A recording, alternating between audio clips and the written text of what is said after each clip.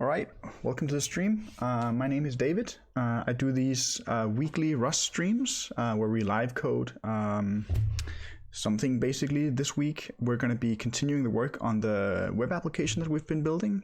I think we're like 3 or 4 weeks in. It's basically sort of a Twitter clone with both the front end and the back end in Rust. So we're getting a chance to do some WebAssembly, which is exciting. I haven't done that before. I think we should just take a look at the server now. I don't think there's a whole lot to actually look at, but just to make sure that it is still working. Yeah, so basically what we have now is we have the front end actually hooked up to the back end, and they're talking together via an HTTP API. And then we have sort of the basic setup in place in the back end, at least. The front end, not so much yet. Basically what I imagine that we're going to do for this stream today is sort of build out more of the backend functionality, and when some of that is in place, then we can sort of move on and focus on the backend. So today is focus on the front end rather. So today is probably mostly going to be backend work, but I mean we might jump back and forth. And if there's any questions at any point, just put them in the chat, and I'll do my best to get to them. Right, so let's just kind of dive in.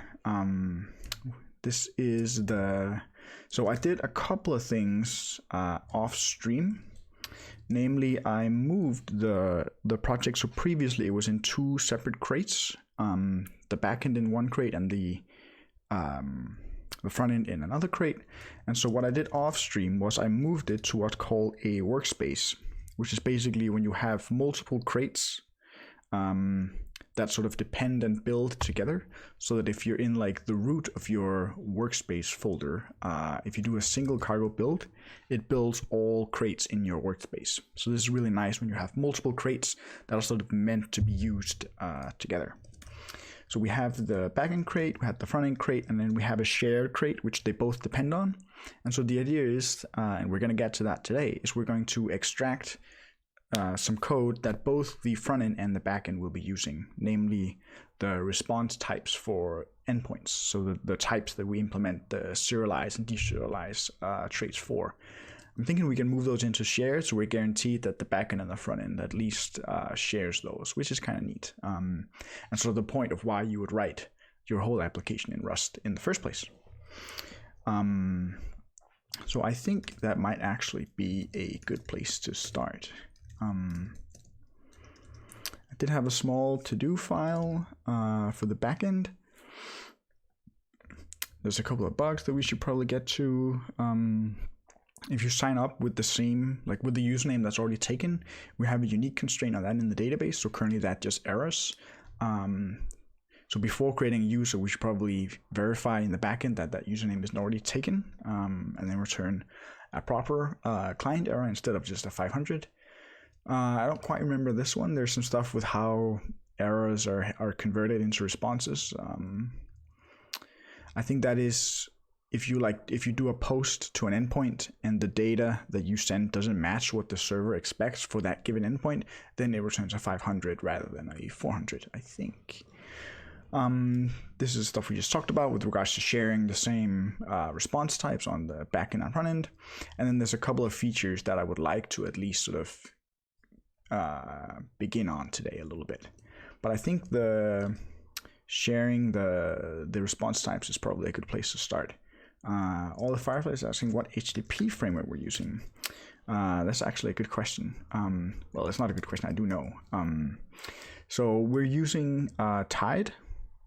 I think, was Tide 0.9 actually released?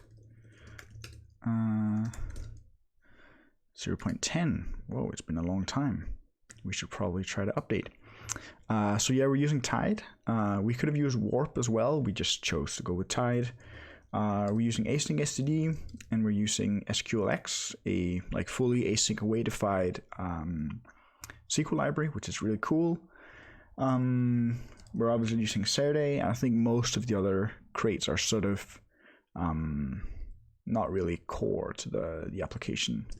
On the front end, we're using Seed. That's the WebAssembly like front-end library framework that we're using. We had some issues with the current released version on crates.io. So for now, we're using a specific commit. We should probably update that as well. Let's try to update Tide first and see if it still works. It's on 0.10. Let's just try to build it. Let's look at async std as well. 0.6. We might as well update those together. Why async std and not Tokyo?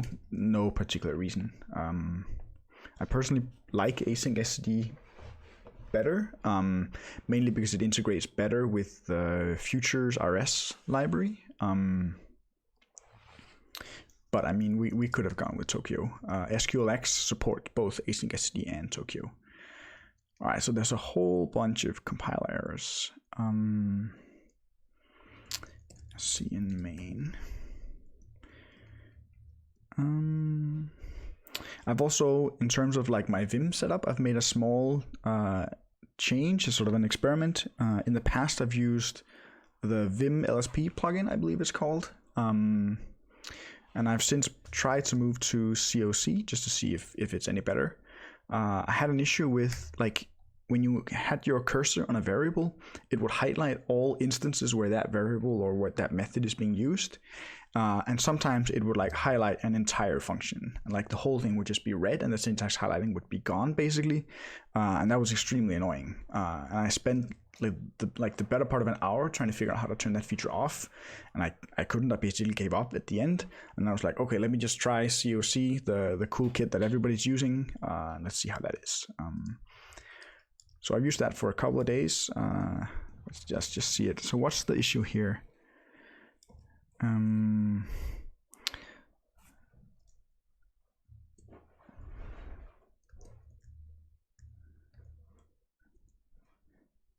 The trait bound. So you cannot make a header value from a header value.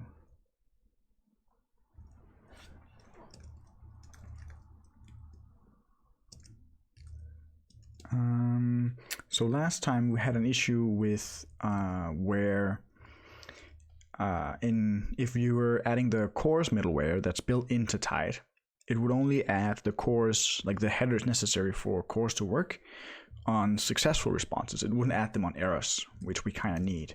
I actually did file an issue for it. I don't remember where it is. Like where their repo is.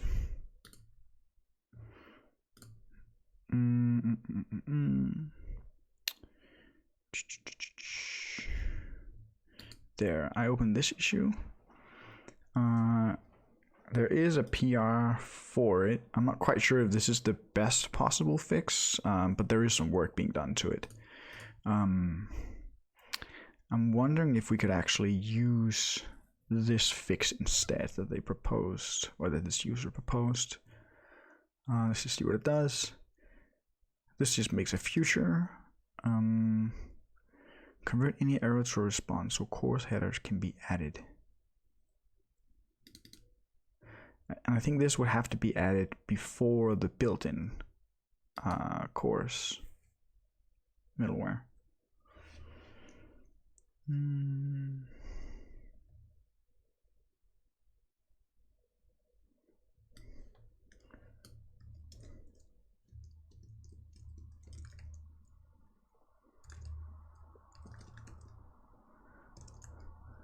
Let's just see if that fixed the build errors that we were getting. Nope. It seems the header API has changed.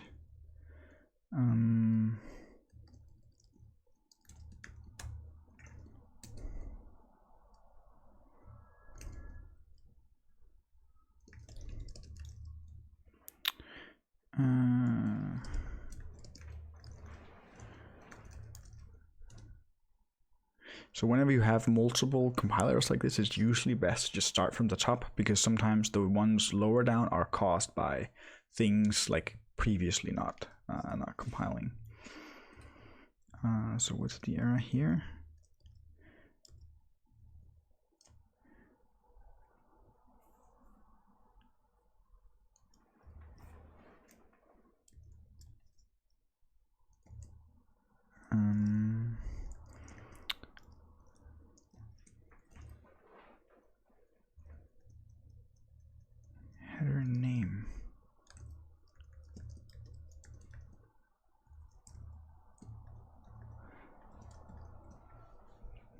Do they have a change log somewhere? Nope. Maybe under releases.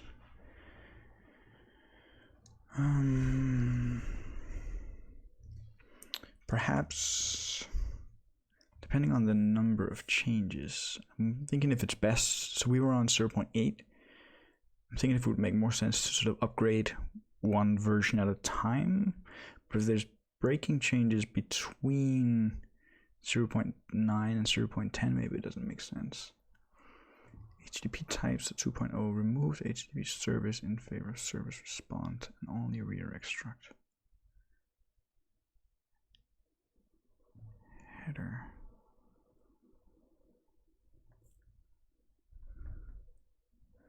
Changed. Yeah, it seems that 0.9 mostly changed stuff around headers, which I suppose are the failures that we're seeing. There's some redirect stuff that I don't think we're using. Let's try to go to 0.9 first.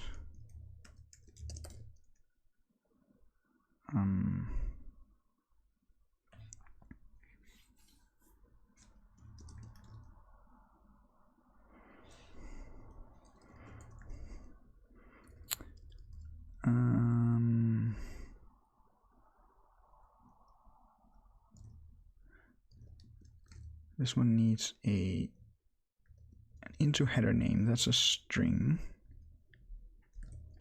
How do you make a string into a header name?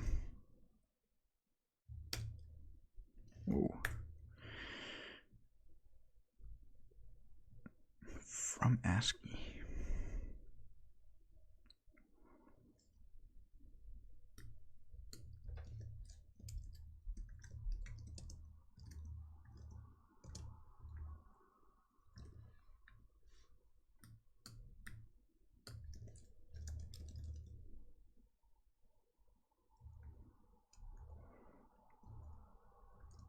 Is that it?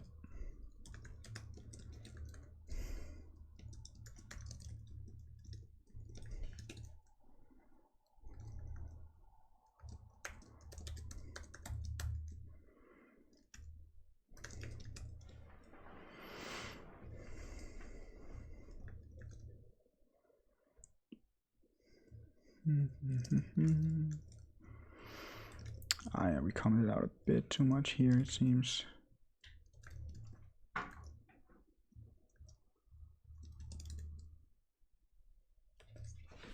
was confused. Why do we have to add the explicit type here? Can we, what was the request header type in 0.8?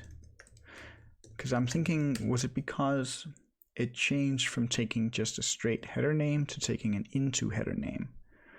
So for 0.8, can we get the documentation? It was, what type is this? A request.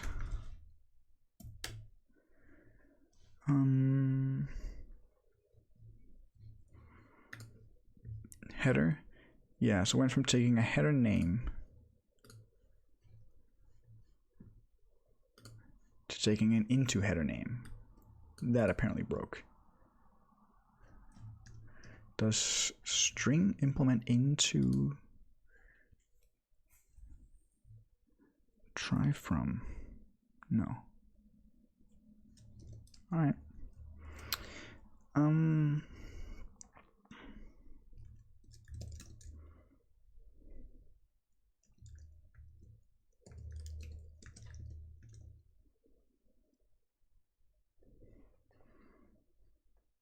Set up.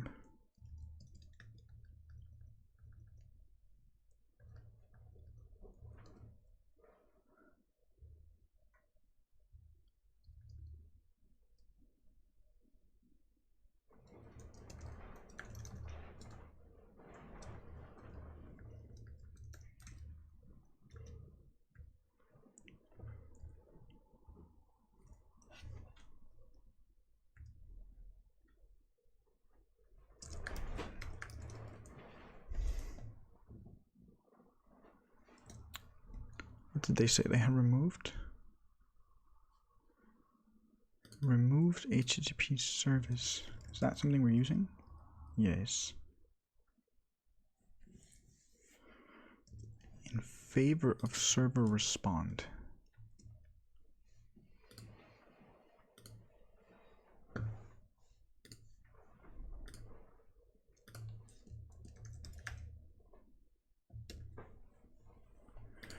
Server respond.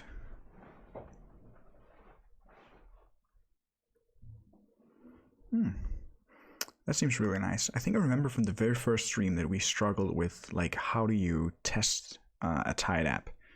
And we had to go through all this business with bringing in the HTTP service crate. Seems like you can just call a response directly on a server.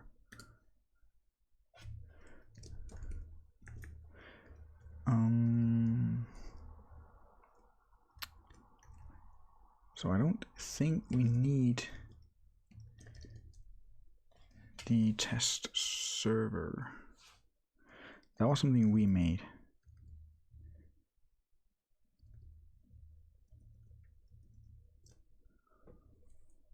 Although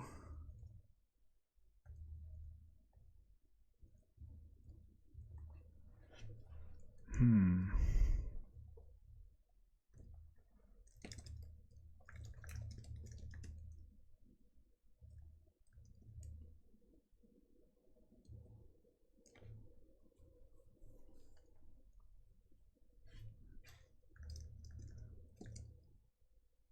trying to think what the hell is this error.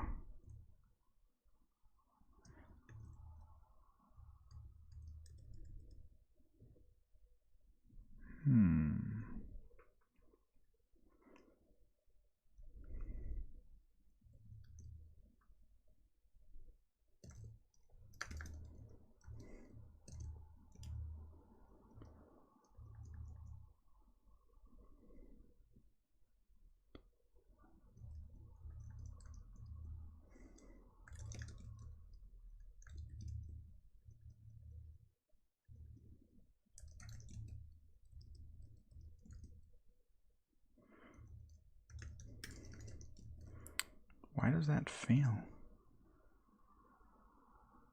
Expected closure found tied server. Request.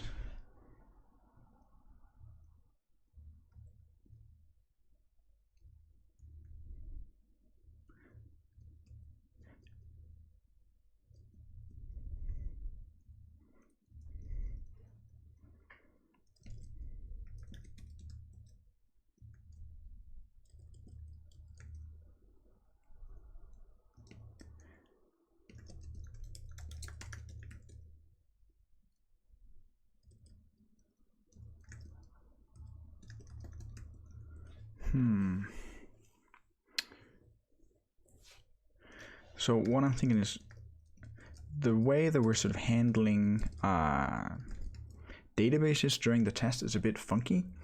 Currently, it's a bit annoying that it shows the type error in line like this. It's convenient sometimes, but if you just want to look at the code, it's a bit annoying. So when you call this test setup function, currently you're getting a test server that wraps some generic server implementation. Why it's generic, I don't exactly remember. Couldn't we just hard code it? I don't know. The way this works is it'll actually create a test DB, and the test DB, when you make it, it'll actually make a new database specifically for that one test, and then it'll run all our migrations on that database. So they're all it's all set up, and then it has a way for you to get a connection pool for the database. And then it implements drop. So when the test database struct instance is dropped, it'll delete the database, which is really nice because then when a test passes, the test database that was created for it just kind of goes away. So what I'm thinking is, yeah, it was your idea. It's working great so far. What I'm thinking is, we still need that test database somehow. Which means that we can't, from this test setup function, we can't just return a server, because then the test database is dropped immediately. So we still need something that wraps both the test database and the HTTP service. So I'm just trying to figure out like what the hell it's even complaining about, because if we do this and just say it just returns whatever, that doesn't work either.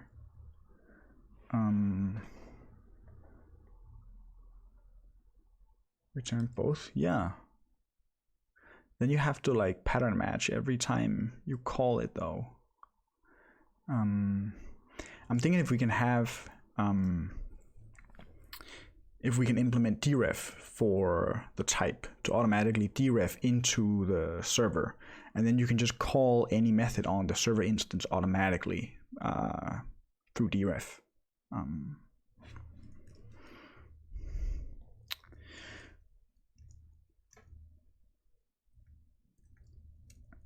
So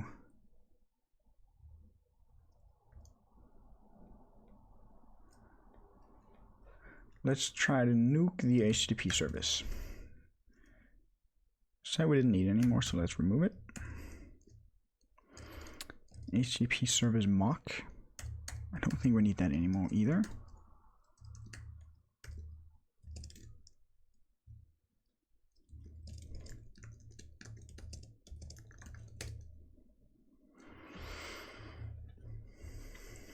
WASM all the way? Yes, on the front end at least. Can you use WASM on the back end? Does that even make sense?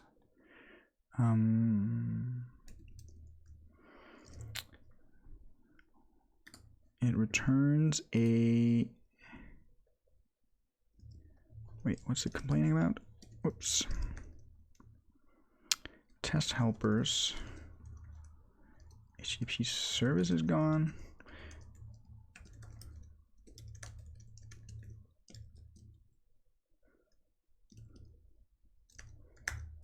T connection. What the hell is that? I don't remember.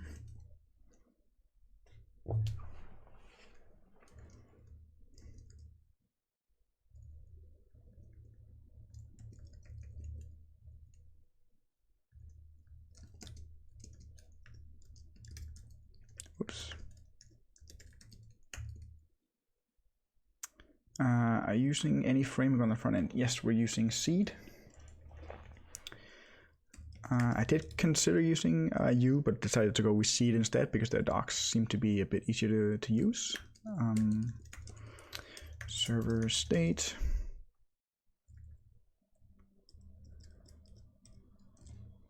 The response from response.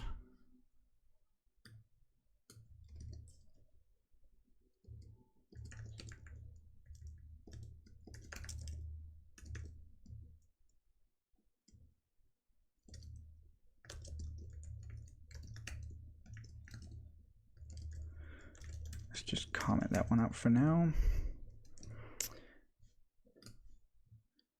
Async result.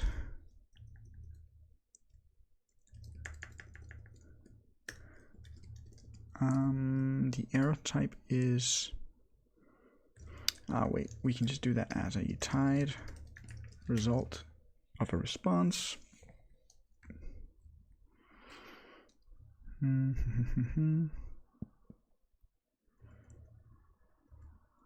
I guess this could fail previously, not anymore.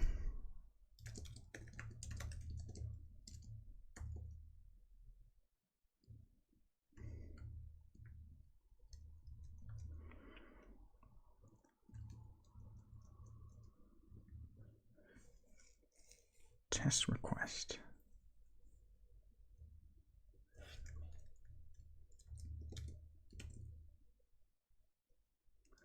Huh. It seems we already have a bit of setup in place to actually send requests, which probably means we don't need the deref stuff after all.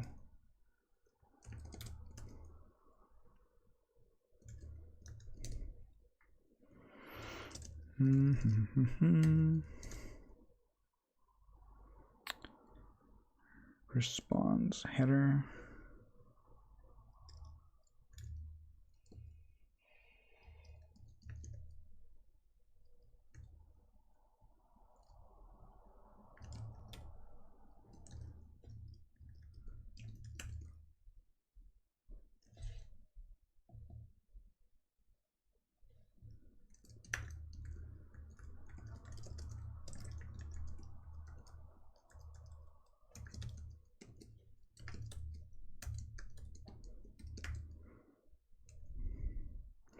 So this problem was the same that we had before, that you cannot parse into a header value. Do we still need to borrow here? Nope. Nice.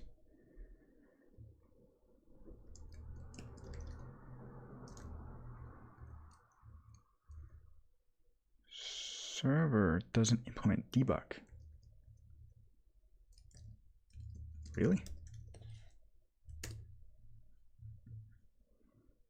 I guess not. Alright, I don't think it's hugely important that our test server implements debug.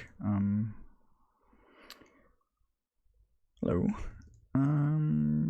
Test helpers. Unused variable.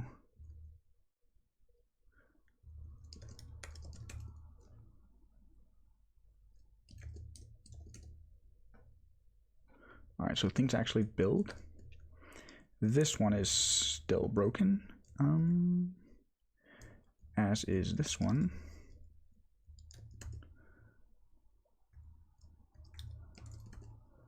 Like that.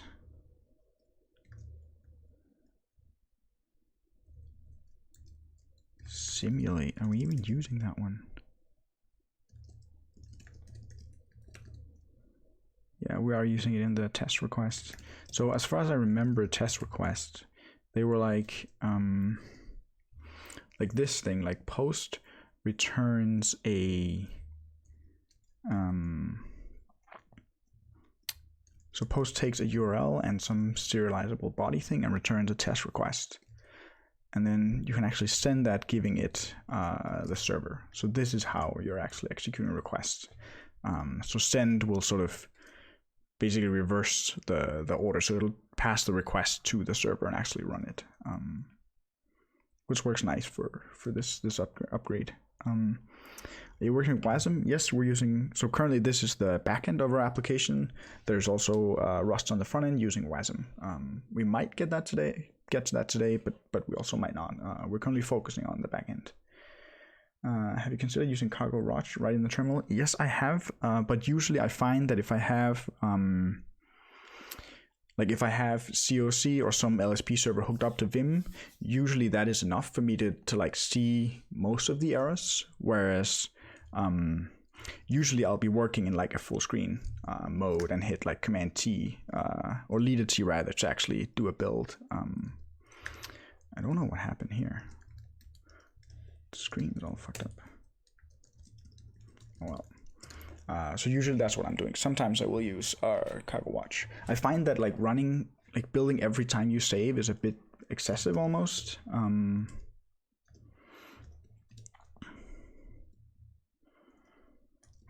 So that works. This should compile now too. Could you give me an overview of how WASM works on the front end? Is it like we don't have JavaScript or HTML at all? There's no JavaScript at all actually. This is like there is obviously HTML, but there's no JavaScript. There might be JavaScript like inside the framework that we're using. I'm not entirely sure. I don't think so. But from our point of view as the developer, it's all Rust.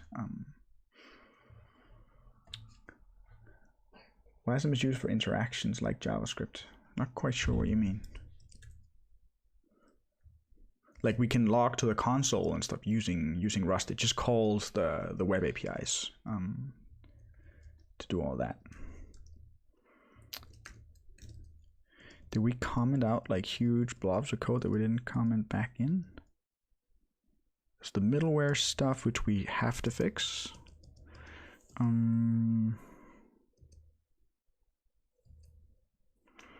Yes, there was the simulate request. Where was that? That's in test helpers. Like clicking on a button and making things animate. No, that's all Rust.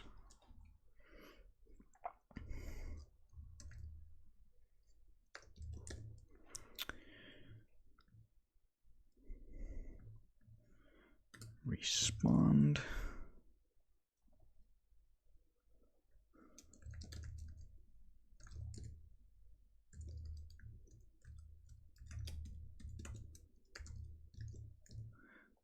that returns a future.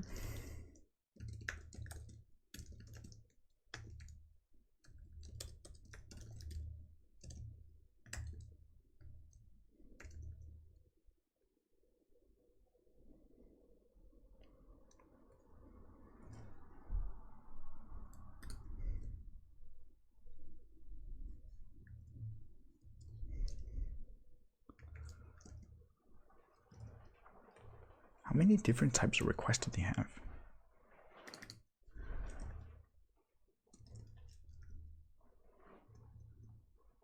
The trait bound.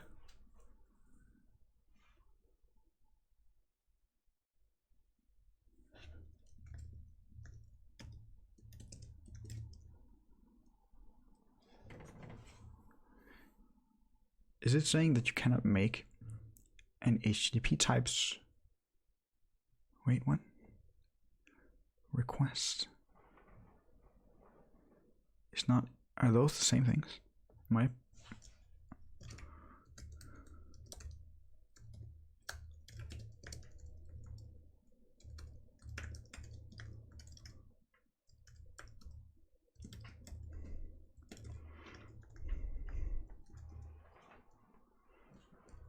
Is it saying that you cannot, like that this thing doesn't implement that? Import into request.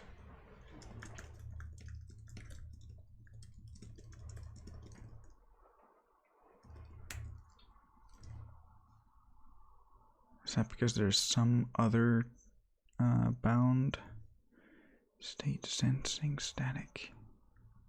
No, because the method is found. Wait.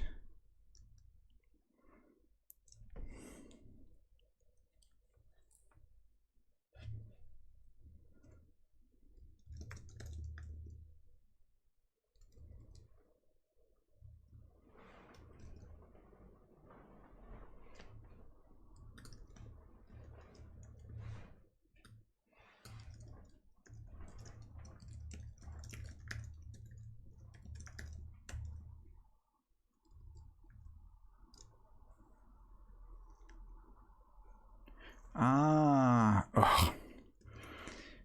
It's because we're using two different versions of the same crate.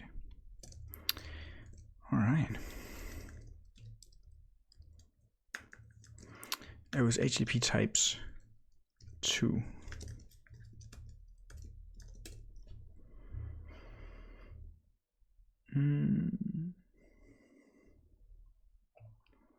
So we're manipulating the HTML and CSS using Rust. Yes. Regardless of like in terms of like performance and stuff like that, I don't really know. I also don't know like how big the bundle size actually becomes. I'm just playing around with it because it's fun. If you were to do like a serious front end project, I probably wouldn't advise that you use WASM. I think it's still a bit too bleeding edge. But for side projects, it's totally cool.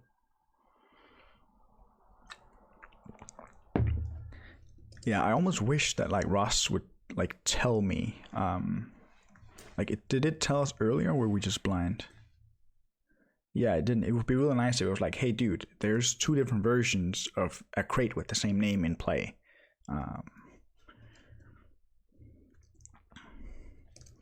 So that did seem to fix it. I think we're getting a different error now. On 125.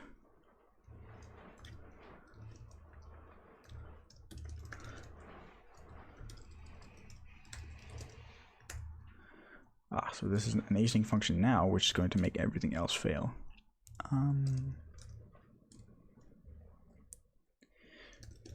So this gets an await.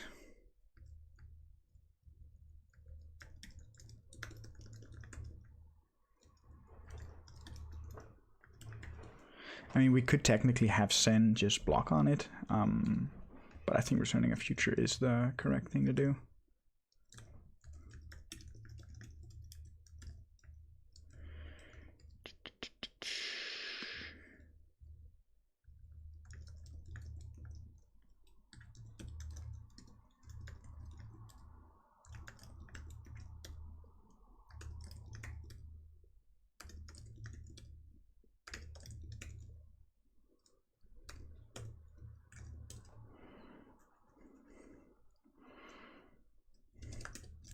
we go. So the fix for that was, so previously we had HTTP types 120 in our TOML file, so I bumped that to 2.0 and that fixed it.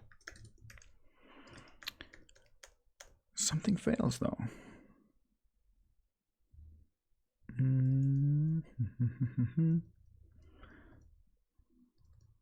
Is that because we don't have the cores middleware? Let's just bring that, like, we have to bring that back regardless. So let's just do that now.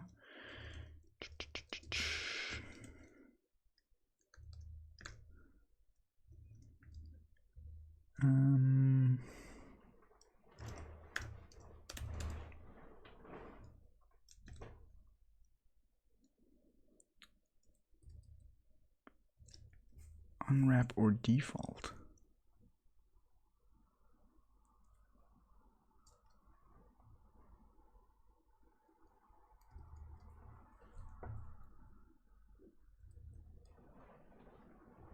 Why were we able to call that previously? What are we actually doing? Get an HTTP header. So that returns the value of a header for a given header name. And we clone it. What was the default value for a header? Does that make any sense? Header values. That's because, yeah, that was sort of funky. But previously in Tide, they would have possibly multiple values associated for a single header. Because technically in the request, there's nothing that prevents you from specifying the same header multiple times with different values. What I think they do now, what they really should have done in the first place, is just return like the one header. So in this case, previously, the default would basically be an empty iterator. So if you looked up a header, it would return you an iterator of the values. But now there is no, like, it just returns the one value. So I guess it just makes sense to unwrap it.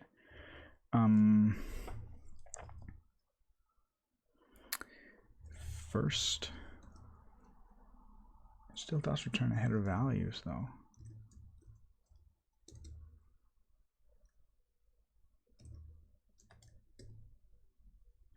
Did they just remove the default value? Quest.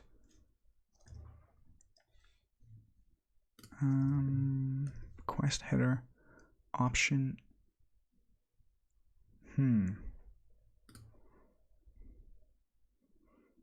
So this is the documentation that I have running locally, which is why it doesn't show the version picker. I just like to compare 0.8 and 0.9 just to kind of see what changed. Documentation, header. So this is 0.8. It returned option vec header value. This is 0.9.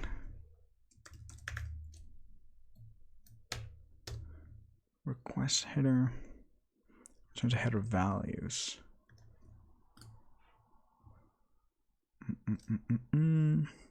So it still returns multiple headers. Great. This always contains at least one header value.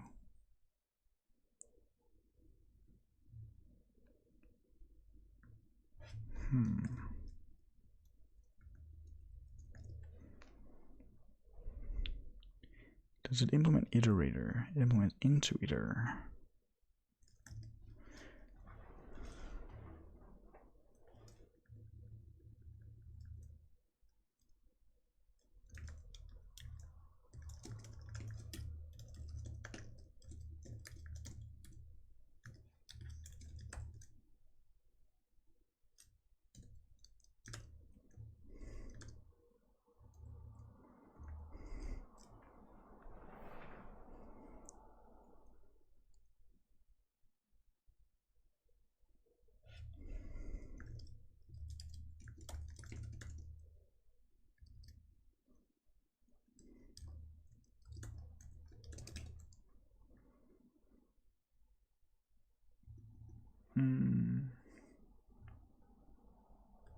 Looks like there is tied HTTP. Oh, that's kind of nice. Then we don't need to depend on it directly. We can just use the re-export. I think when things are working, we should try to add that. So currently now it's complaining that it expects a slice of header values, but it gets a borrowed vector of borrowed header values. So by default, if you have like a vector of t, you have a vec of t, and you have some function that expects a slice of t, you can just do like you can just borrow basically borrow your vector, and it'll automatically go from this type to this type. But you obviously cannot borrow a type like this into a type like this. And that's basically what it's saying now, because the inner type in the vector is borrowed header value, which doesn't work because it needs an own header value.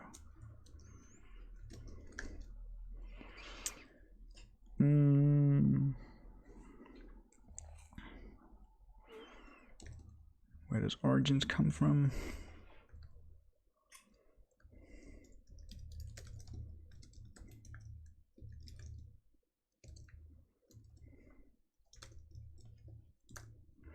So the fix to that is basically to clone each element of the iterator.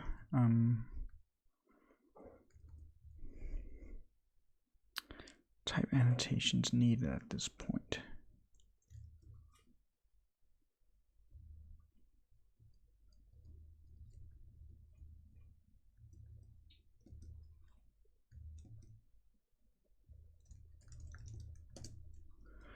What was it?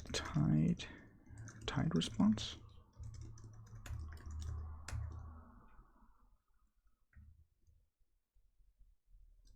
Insert header.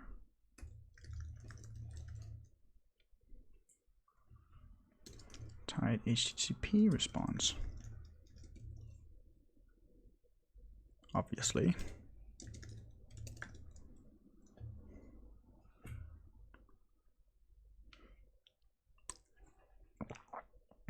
And the same two tests failed.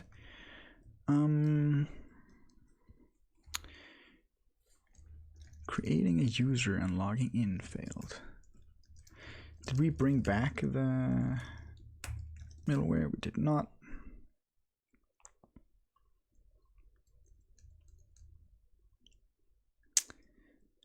Now a bunch more things failed. That's probably this.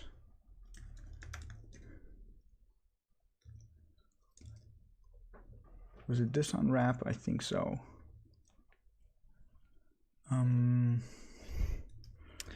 Where is it happening?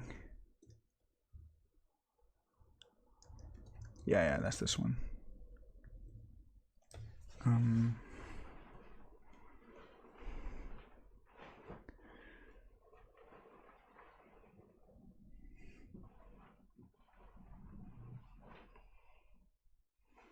Sure, questions are welcome.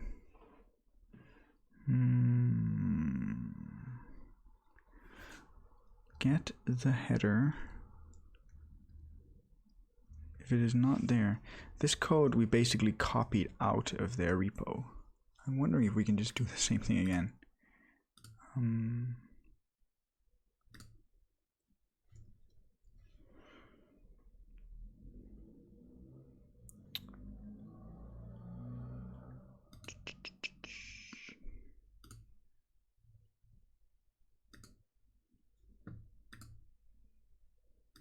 0.9.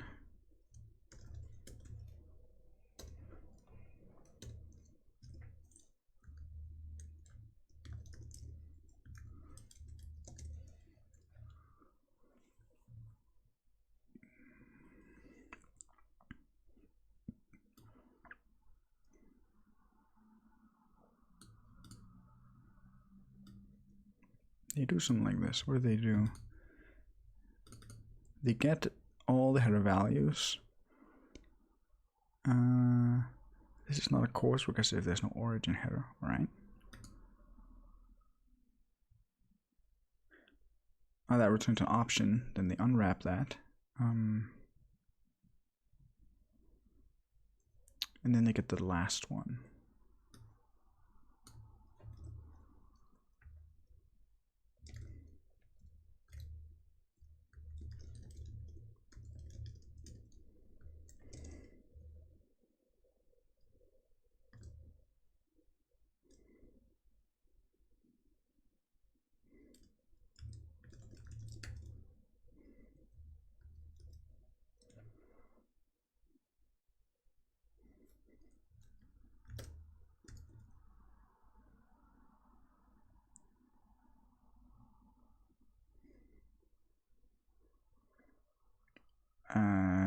Sorry, but that doesn't really seem relevant to what we're doing here.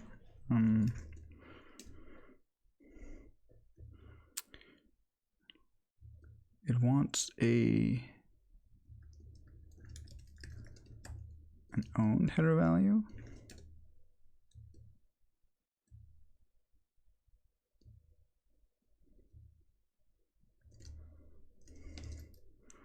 That worked, or at least changed the error. Test helpers 122.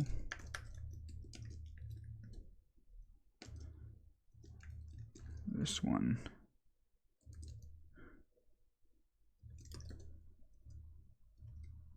Insert header. Set an HTTP header. Why can it fail?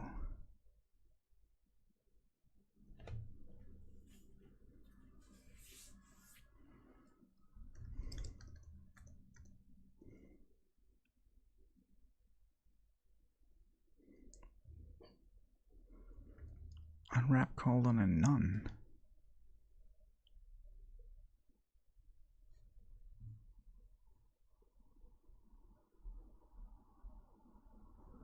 It returns a result. Then we call unwrap on that, and then that panics.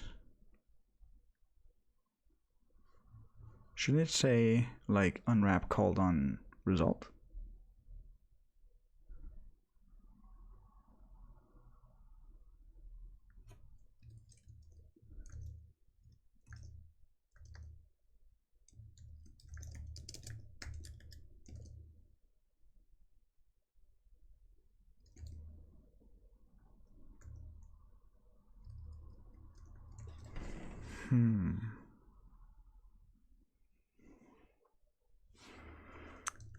How can insert header fail?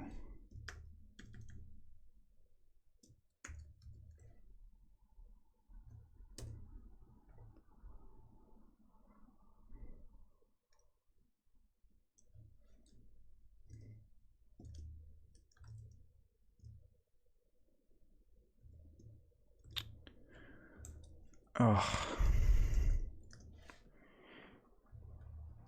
This is again now on the other HTTP type. This one is a... So if you go to the definition of this method, you can see it's defined in HTTP types and not in tied. I'm confused. Am I like misunderstanding something, or do they just have two types of requests and two types of responses?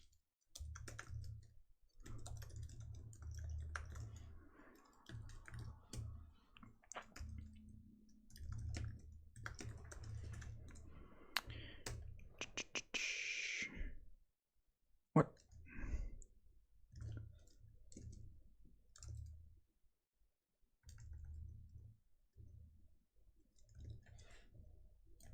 This one returns a option.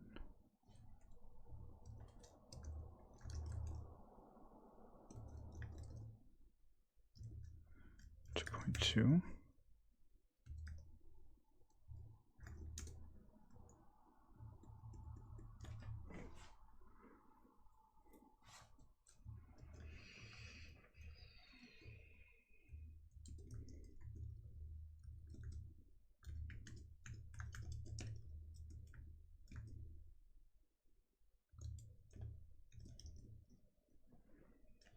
Why does it say HTTP types 1.3 down there?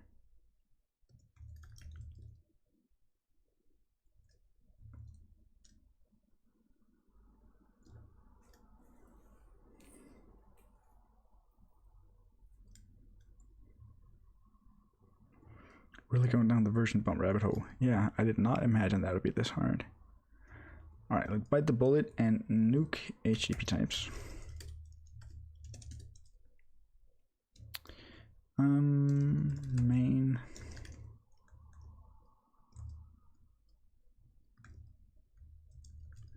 That was tied HTTP. Like that.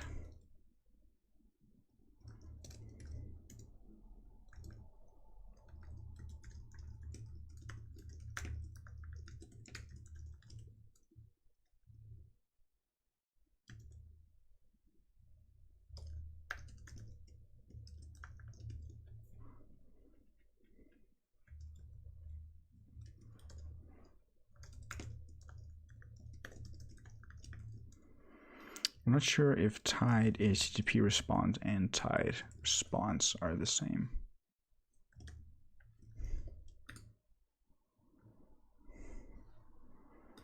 Tied response.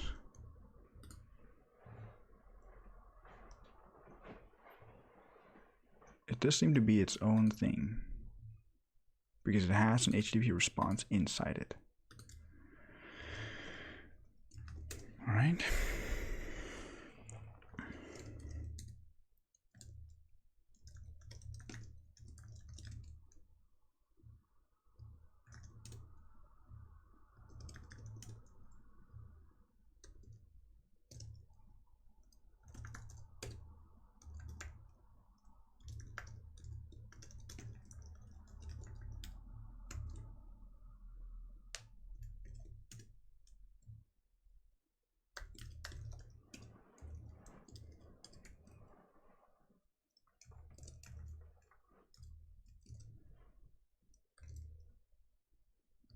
Yeah, now this matches the signature that we saw before.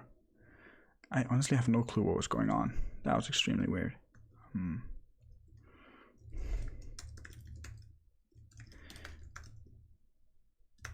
So I suppose insert header will now return. If you insert a header whose name is already there, then it'll insert the previous value of the header, which means it doesn't make sense to unwrap anymore. The unwrap that we had previously was if it returned a result. That one we would want to panic on. I mean, it's both good and bad that Rust supports multiple versions of, like, you can depend on multiple versions of the same crate. That's both good and bad. That means that if you depend on like two crates, crate A and B, that both depend on C, but they depend on different versions of C. In most other programming languages, that would not work, but in Rust, it does actually work. It also means that sometimes you get into weird situations like this. Yeah, I'm pretty sure the return value of insert header is the previous header. Note that it will place all header values.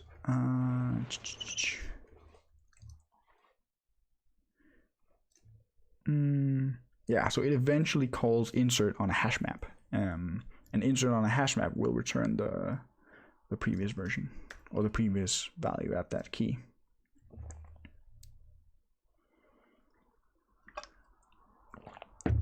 Yeah, I mean, it's a blessing and a curse. I'm honestly not sure what the best version would be or what the best solution is. I probably think what Rust does is the best solution.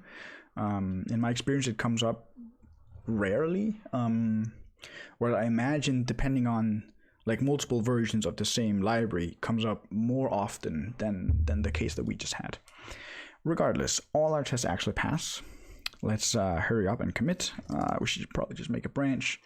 Upgrade tied. Upgrade to tied 0.9. Now we have to upgrade to 0.10.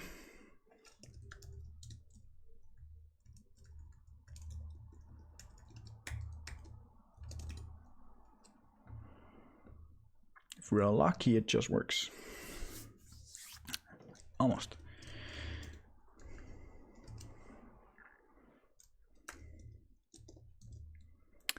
Body JSON is gone. I think they had a list of things that were changed or like renamed.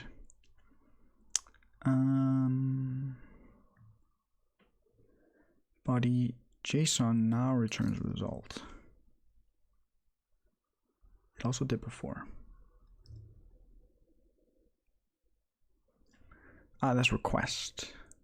This is a response.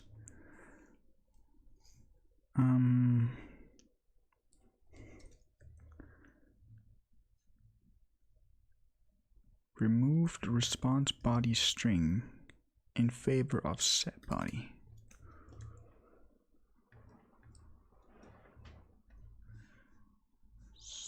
.10.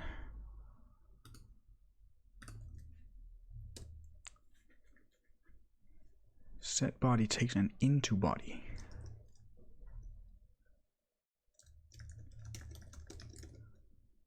And it is mutable.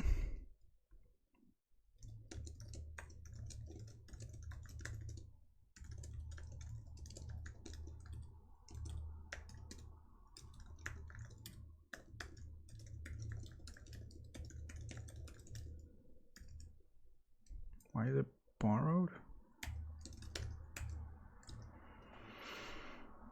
Into body.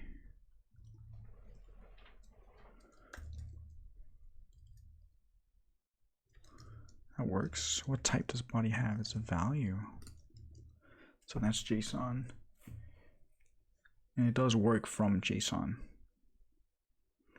How do you then, if you just have like any serializable thing, can you still do it?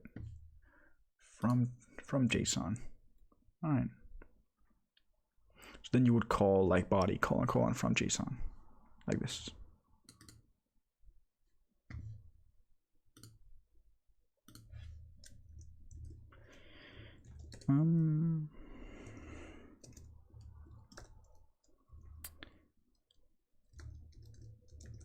That's basically the same thing, it seems.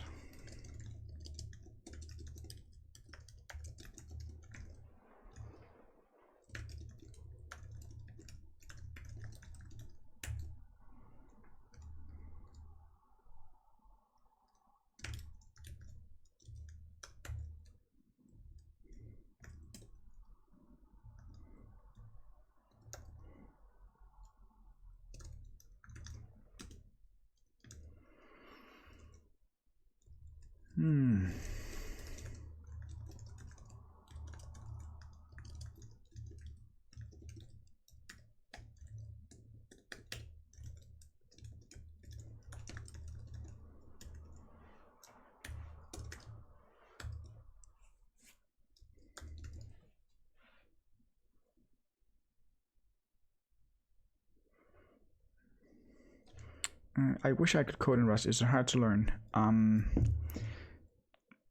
To be honest, yes. Rust does. It's very different from other languages. It has a few novel features. First of all, if you're coming from a dynamically typed language like Python or Ruby, there's a lot of types in Rust all the time, so you can have an experience where you feel like you're fighting with the compiler constantly. And plus, on top of the types, there's also the ownership and borrowing thing, which is a very novel feature that you don't really have in other languages. So it takes a bit of time to learn, but you can totally do it. I personally find that it's very fun to code in, and sort of learning it, I find to be a very rewarding experience, because it sort of opens your mind to all the things that like regular sort of different, like more normal languages, or more normal like languages like Python are sort of doing automatically for you behind the scenes, like memory management and those sorts of things. So I definitely think that learning Rust is cool. And if you've done Swift and C# before, at least in terms of types, it shouldn't be that big a deal. I recommend you read the official Rust book. Like if you just Google for Rust book, it'll show up.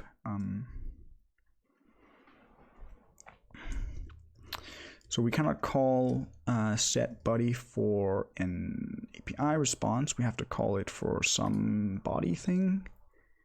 So we could implement into body for an API response, which I suppose is actually kind of nice. Like what we could do instead, we could say, so our API response is serializable.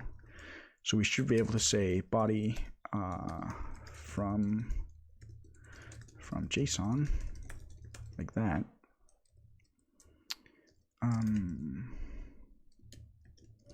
If we import it,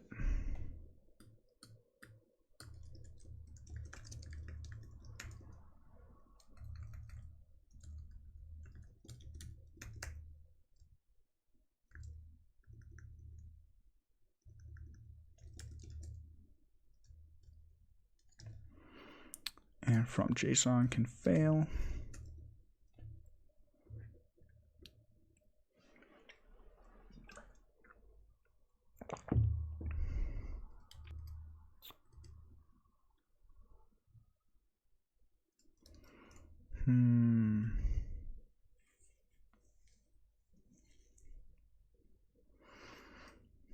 Yeah, so what I was thinking was that we could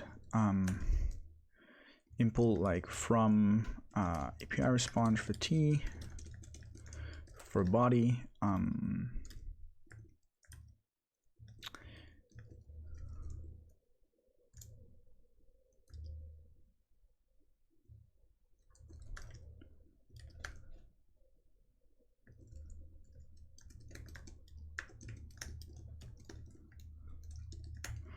like this, then you would, in theory, be able to do this, I think.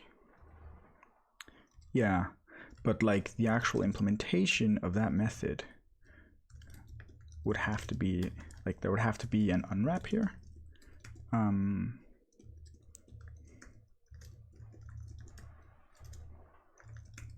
Which is unfortunate. I think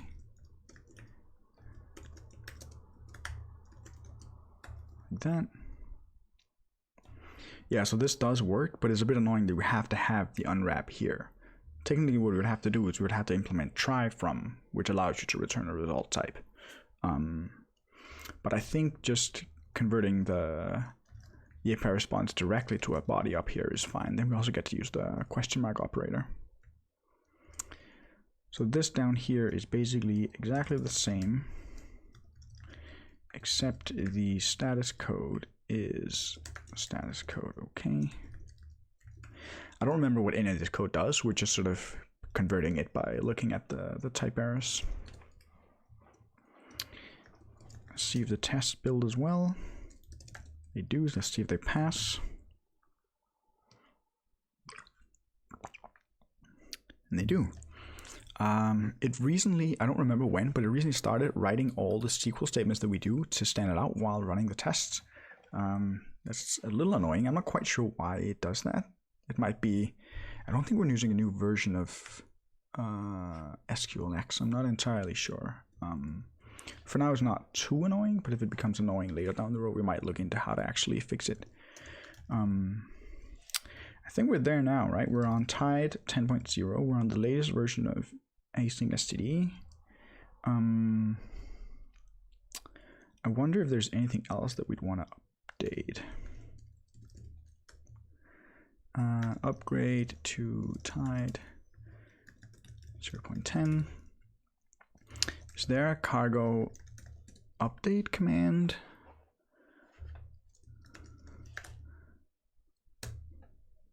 Does that like update everything?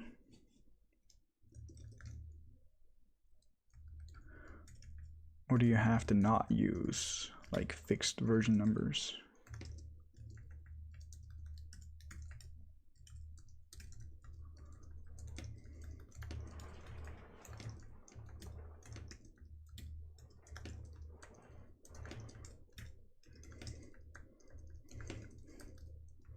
Sure, someone could write a Vim macro to do this.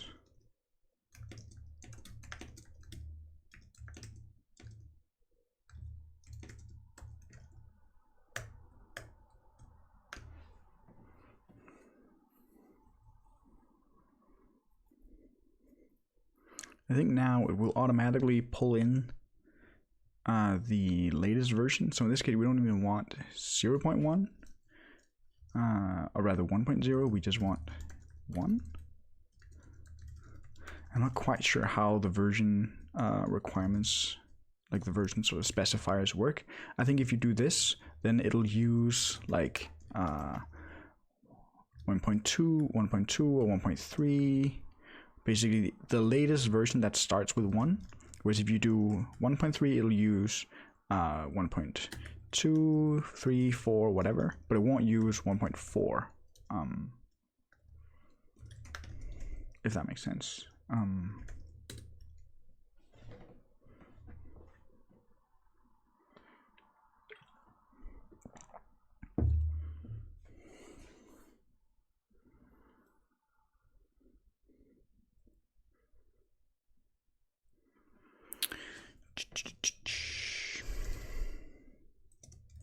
Let's look at our to do and think about what we could do first.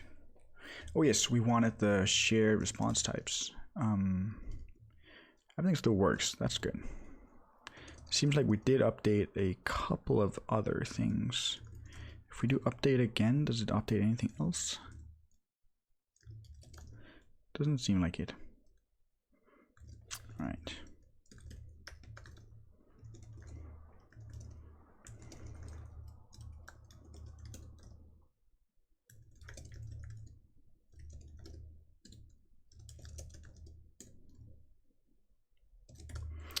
Okay. So the share library that I made is currently empty, but my idea is that we're going to want to move over. I think I have responses. Yeah, this does have some dependencies on. Currently, this is a wrapper around NET that will like deserialize into a JSON thing that looks like this. So it has a data and then like some object on the inside. That can be whatever. So this basically allows you to just give it some T and then it'll automatically be wrapped in a data all the time.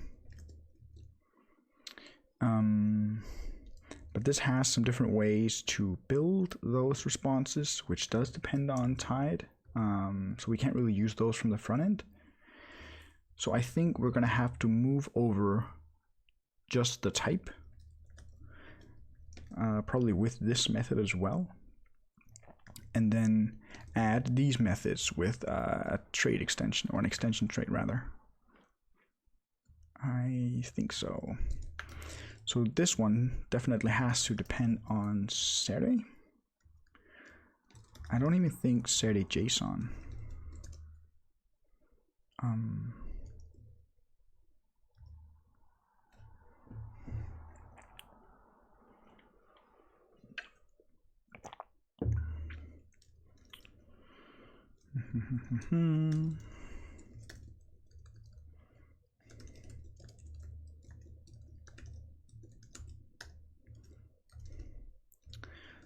Let's bring these into one Vim.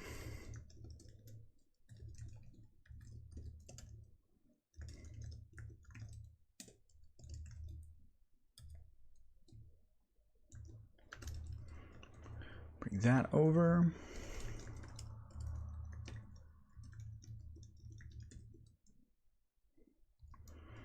Does compile. Let's see, this one is now use shared API response.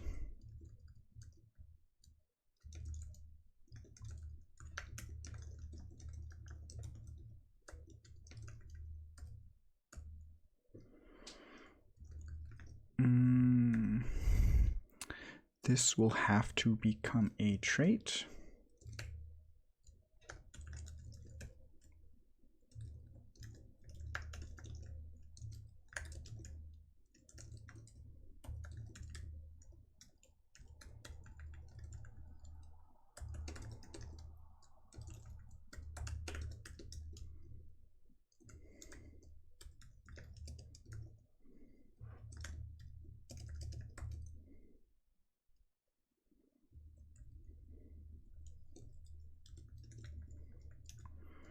You cannot have pub methods inside a pub trait. They're automatically public.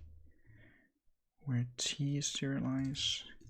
We don't really want that bound there anymore. We can just put the bound here.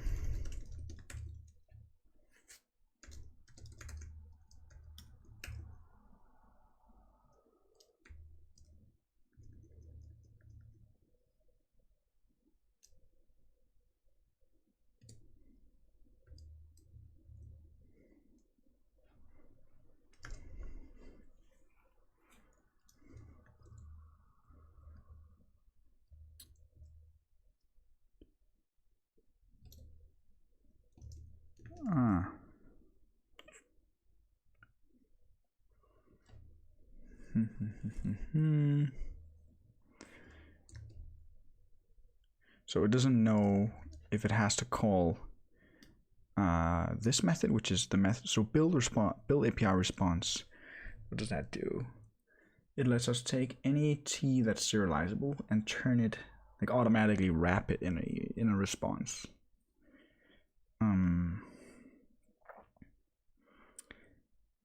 And so since API response is serializable, this method has the same name as this one. So it doesn't know if it has to call the method from the extension trait or sort of recursively call itself again. So one way to disambiguate that is by calling the method explicitly like this.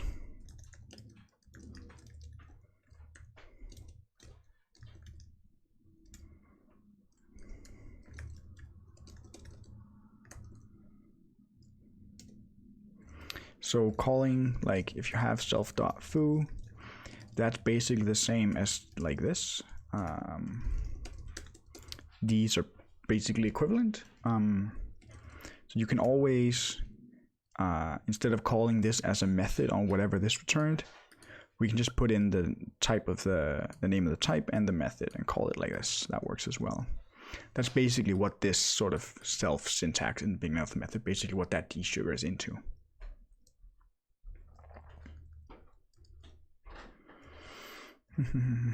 Same thing down here.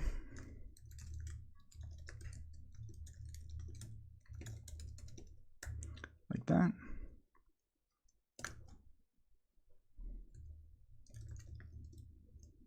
It's very dark in here. One moment, I'm going to turn on some light.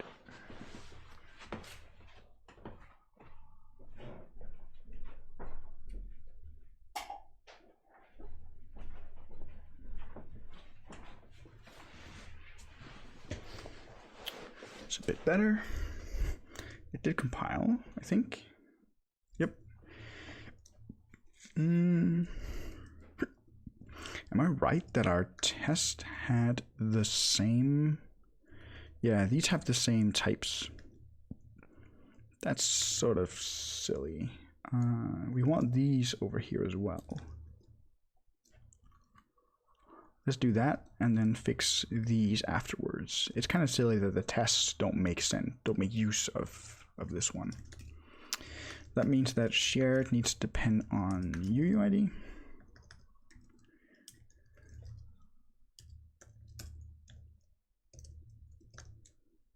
Like that. And then we can bring this stuff over.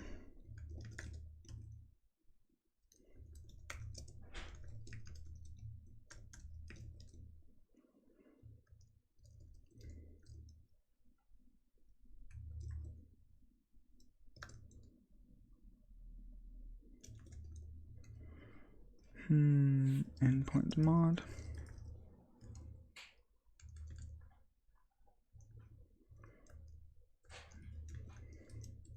Let's actually put this in a responses module in share. That does make sense. Mod responses.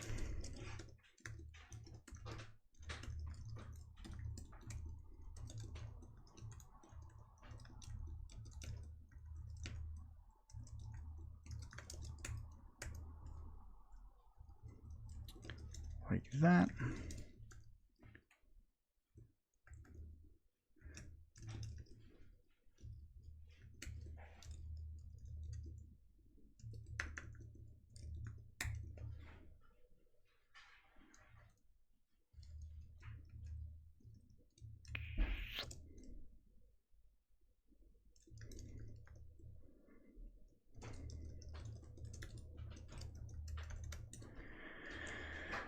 Update the references.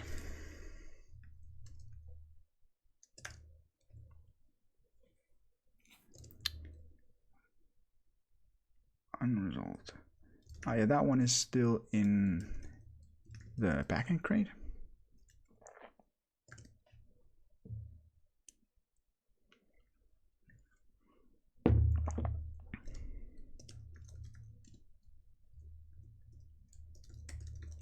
That one's in shared.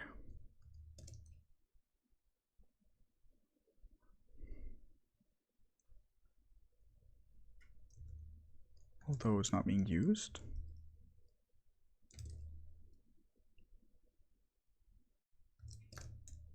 All right. I think that actually works for the backend. Not sure why it's recompiling the front end. But basically, we should not be able to use, we still have to update the responses used in the test in the backend, but then we should be able to reuse the same responses on the front end. Test still pass. Let's just get rid of these guys. These should basically be the API responses. Share response. That should be an API response with a token response. Can I auto import it? Very nice. I couldn't do that in the previous LSP plugin that I was using either.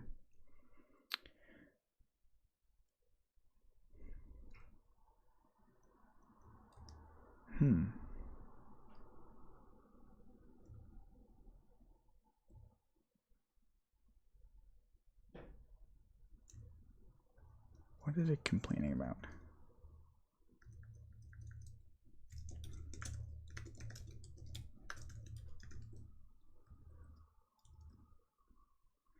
Trait bound.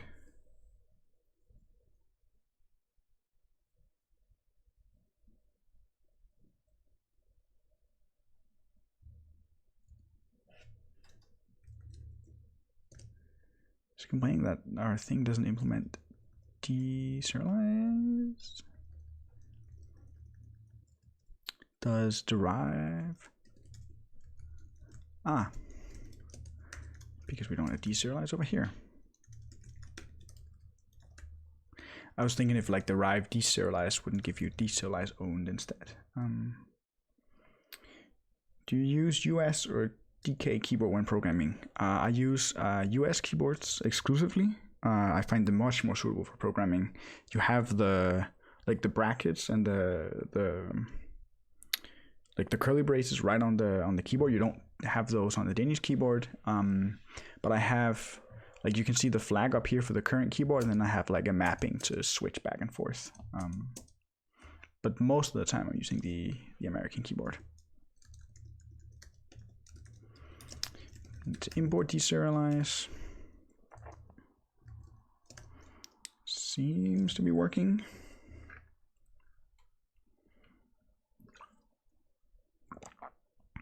Very nice. Let's do it on the front end as well. So the front end has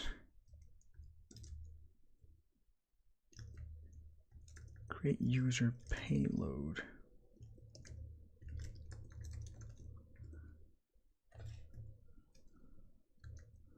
I think we're going to want to bring that into shared as well. Yeah, so this one and this one, those should always be the same. So we're going to want to bring this one over as well. It's probably going to be in like a payloads folder because it's like an input in a post request. But these three need to go away and instead be shared. The front end does depend on shared, right? Yep. Responses, API response, token user.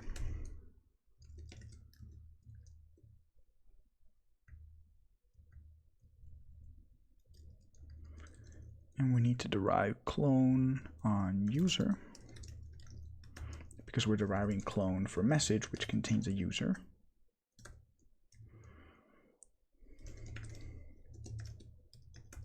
We should probably rename this to user response.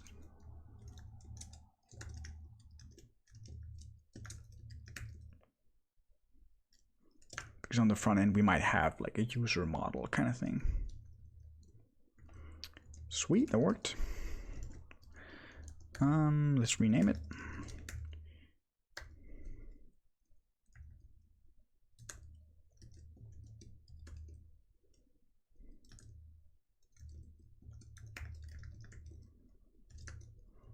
It's sort of unfortunate that the type that we're storing is directly the user response.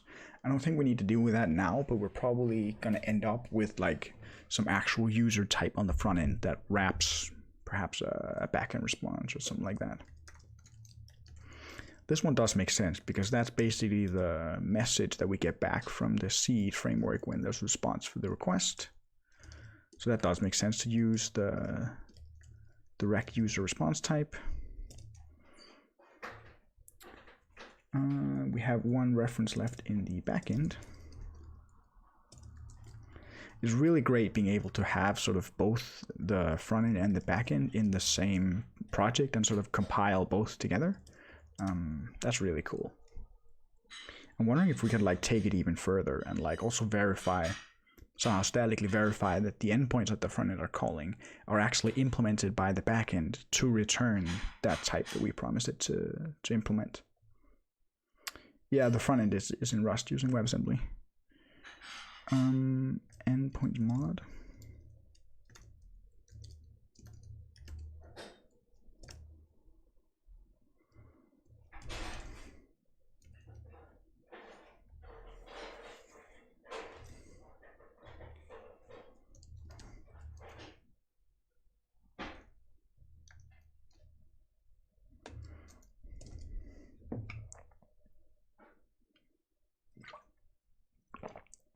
Are you using U for the front end? No, we're using seed. I believe the website is seedrs.org. We did look into U, but found the documentation for seed to be slightly better, so we decided to go with that. I'm sure both are great. Cool. There was one more. This guy we wanted to pull out. We have that in endpoint users on the back end. Let's say that is in payloads.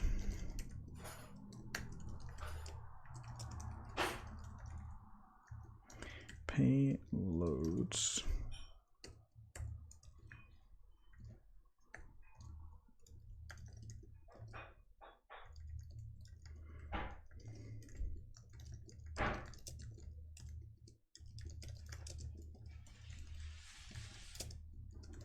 Just derive serialize as well while we're at it. It does seem that we need that over here regardless. Don't need UUID yet. This one, let's call it create user payload, just to match our naming of the response types. You could technically say that since it's in a module called payloads, it probably is a payload, but I don't mind some explicit naming. This is now payloads, user, create user payload.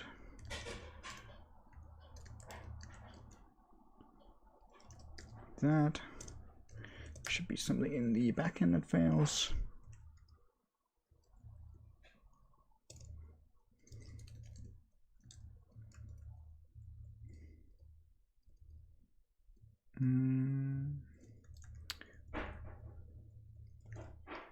Oh, that was already brought in. All right.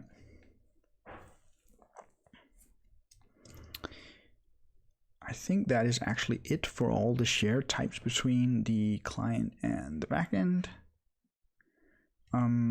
We might run into others. I'm not entirely sure. This one, password, where's that one used?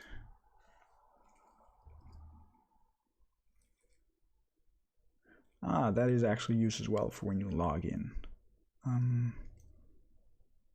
All right, let's move that over as well. It seems to be a payload.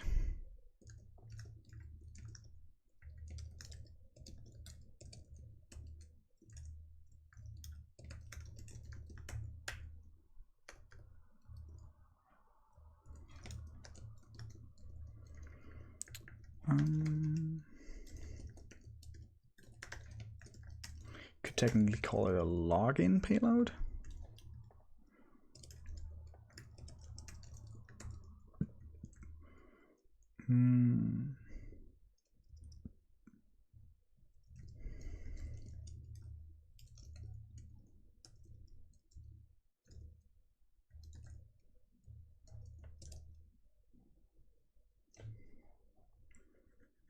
Why tied for the backend? Not judging, just curious. I played around So the one other framing that I looked at is called Warp, and Warp seems to be really great. I played around with it a bit off stream. It's really powerful, but I found that some of the things it does, like some of the static typing stuff that it does to make its API work, leads to really confusing error messages. And since I wanted this to be sort of a beginner-friendly Rust stream, I thought that Tide would be easy to use for beginners. I'm not quite sure that is true. Tide is still a bit immature. As we just saw today, they frequently make breaking changes, which is sort of annoying when you're a beginner just trying to learn the language and you want to build a web app. I think if I really wanted to make a web app and I didn't care about async, I would probably use Rocket. Apparently it compiles on the next version of Rust on stable rather than nightly, which is really exciting. I have used Rocket in the past and found the user experience and the documentation to be really good. However, the big downside to Rocket is that it's not yet async. That is something that they're working on, but as of now, it is not async, and I wanted to play around with async. Do you use Rust professionally? Yes, I do. I work at a company, a Danish company, as a backend developer, and we do most of our backend development is in Scala, but we're playing around with Rust on the side, and I'm sort of spearheading that effort. You don't like Actix? I mean, I looked into it, and it didn't really excite me that much. I know that there's sort of a bit of a history with Actix. It wasn't quite because of that, because we didn't pick it. I just thought Tide looked really nice, and so I decided to go with it. I'm sure Actix is great.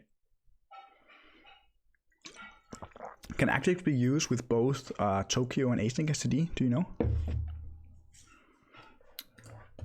Because Warp is Tokyo only, as far as I'm aware.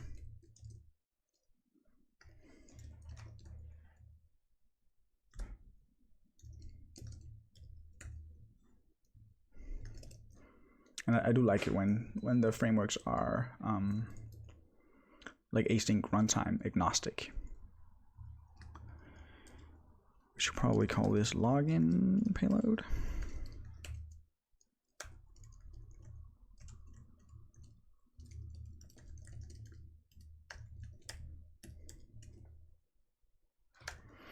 There should be an error on the front end.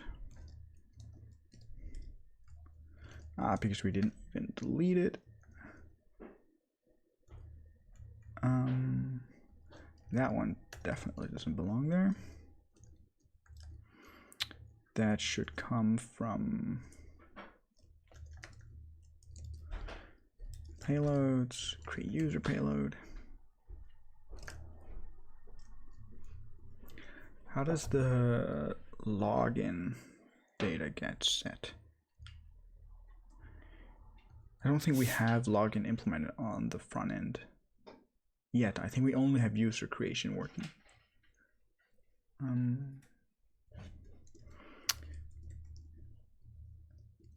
Yeah.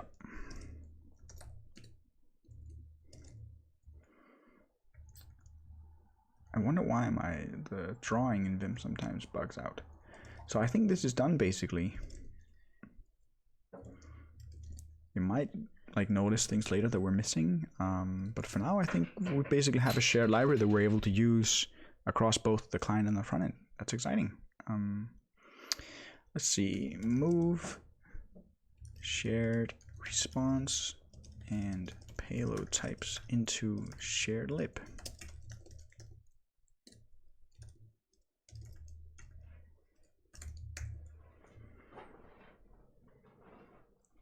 If I'm not mistaken, you can't, but Actix has their own async runtime. So if you wanted to call something from Tokyo or async STD to like read a file or talk to a database, could you not do that? I'm not entirely sure. Yeah, sometimes you can do E, sometimes you have to do like redraw bang. I think I even have that mapped to something. Redraw. Yeah, leader RD. All right, errors let's fix this bug. Errors if trying to create user with username that is already taken. So it should return a like some sort of client error, but it currently I think it returns a 500 because there's a constraint in the database, a unique constraint on the username column. It would actually be cool if these post calls used the response types rather than like hard coding the JSON here. Let's do that. So this is a create user.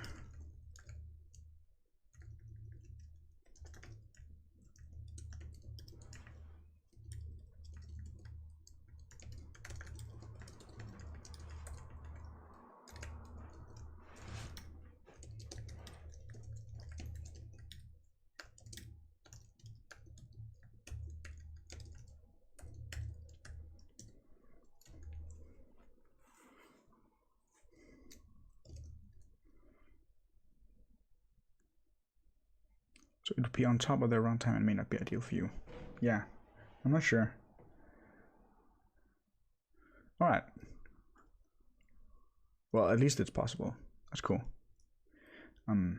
Like the whole sort of split between the different async runtimes is something that I'm very much looking forward to being resolved in sort of at a language level in Rust, similar to how Future is done. Like I get why it is the way it is today, but I've heard some people talk about on Reddit that it is something that the core team is aware of.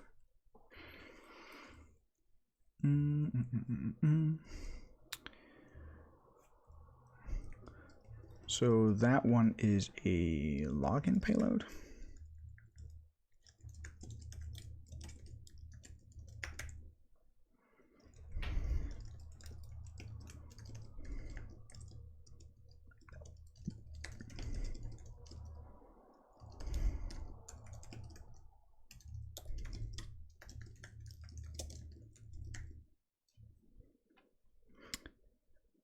Have you checked out SMO? How are you supposed to say that? Like in my head, I'm like small, as in like SMALL. No, I've not checked it out. That's that other, like the new kid on the block in terms of async runtimes, right? No, I haven't checked that out.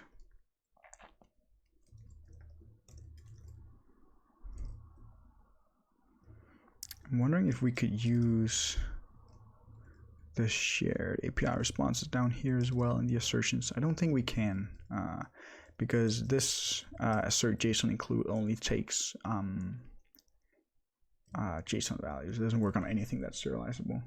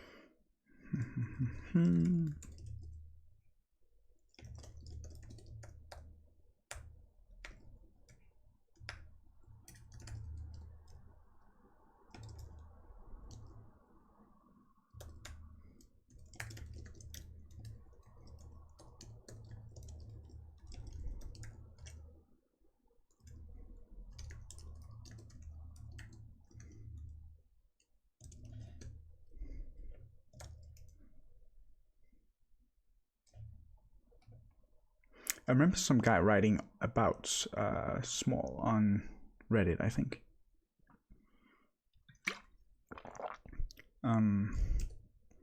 Like that, he basically showed a way to build an async runtime in like 100 lines of code with very little to no unsafe, I think. I might be misremembering. So we've converted all the tests to use the payload and response types that we keep in the shared library. So now we want to actually verify that creating a user multiple times with the same username does not give a 500, but rather a client error. So let's just copy this test, create a user. Let's just steal that. Creating.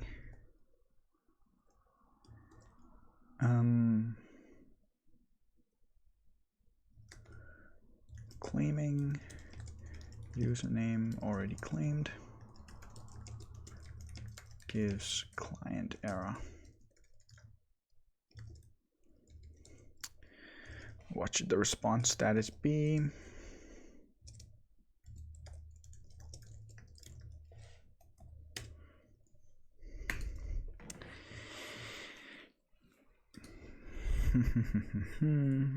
Bad request. The server cannot process the request due to an apparent client error. Malform request syntax size so large. Invalid formatting. Unauthorized. Payment required. Not acceptable. Request timeout conflict.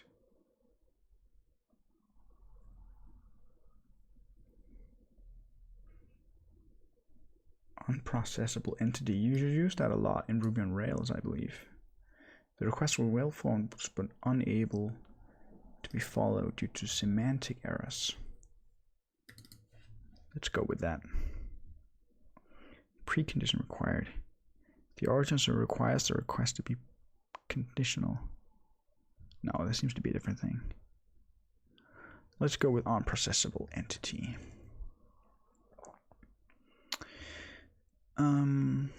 Well, it should work the first time, not the second time.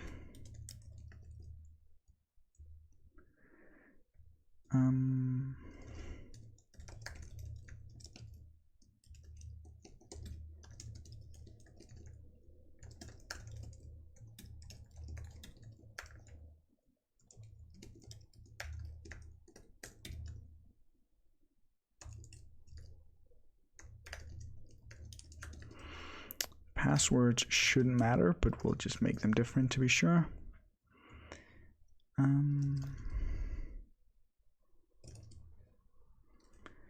HTTP 118. Is that the teapot? Yeah.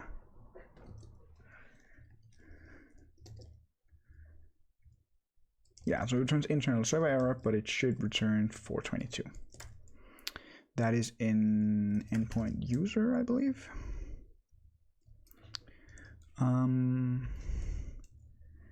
Create. If we run just that test, I'm curious if we're able to see specifically like where the error comes from.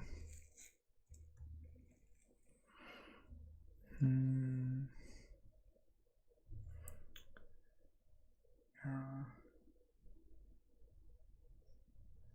Does it say? So this is just setting up the table. Maybe we have to change the our log level to be trace. Not quite sure. But it would be nice if it would like print the exact. Does it? It only prints the queries where we're actually setting up the test database. It doesn't print the query where we're actually running inside the request handler. That's odd. All right. But I am fairly certain it is this one that is failing. That there. Fetch 1.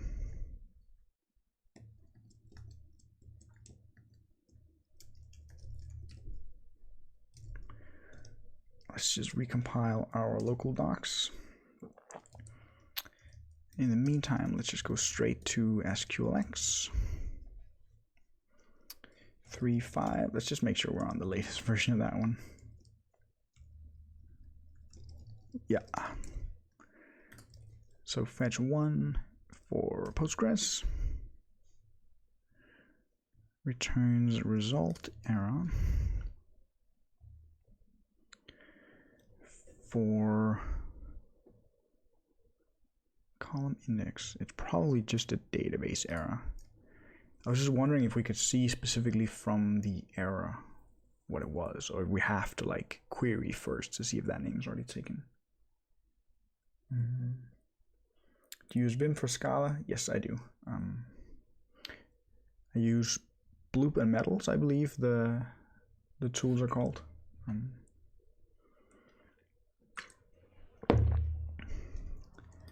Database error, what does that have? That's just some like opaque thing. PG error.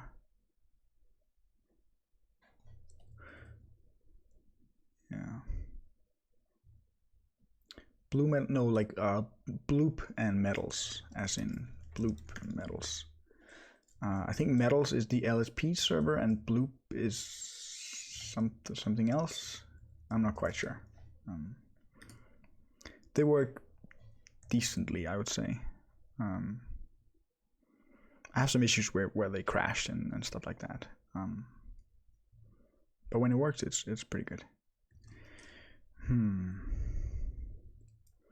We could obviously, before doing the insert, we could create. Actually, let's see if we can. Let's say result.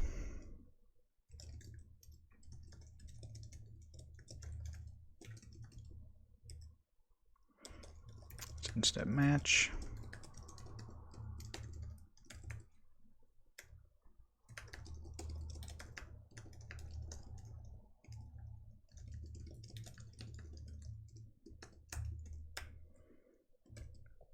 Hey, hello.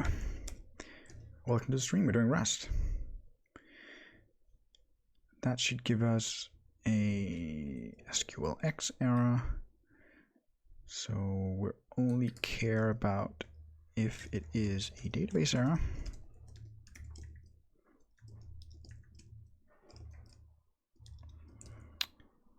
Database.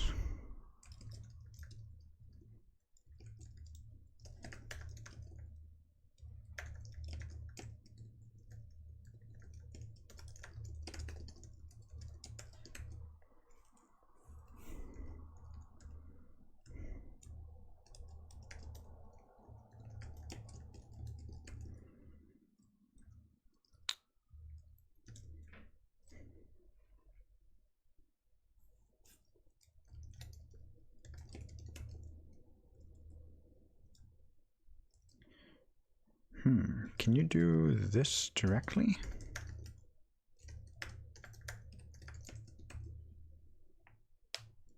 Nope. Are you using U to build the front end? No, we're using seed. I should have a nightbot command for that. In database error. Let's just try to print out the message.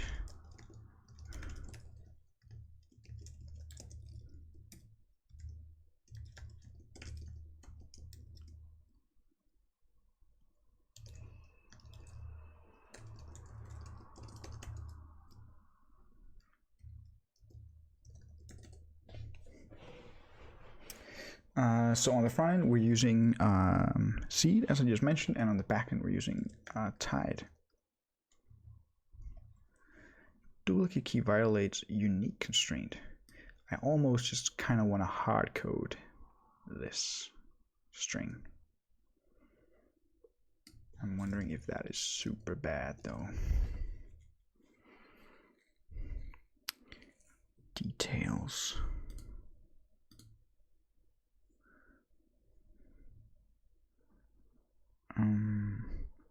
It's totally fine that you're asking, by the way. Don't worry.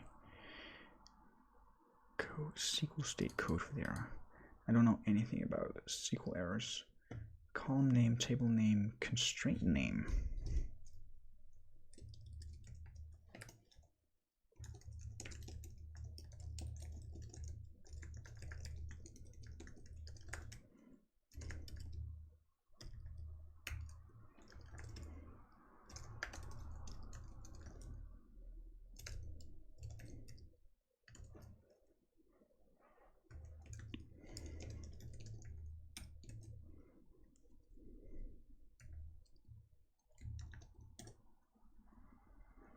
Maybe do a select first to check if the user exists and not rely on the database.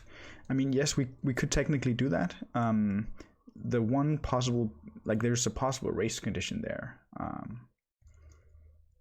Whereas like if we do the check and there's someone that manages to create the user, although is there? Well, no, because only if the user gets deleted, which is highly unlikely.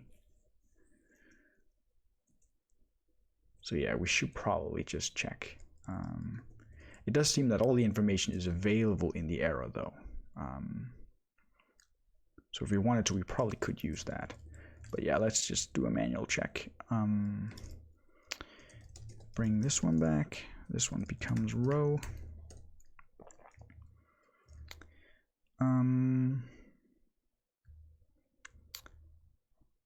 Get the payload. This is all stuff to hash the password, which we don't care about if there is no user.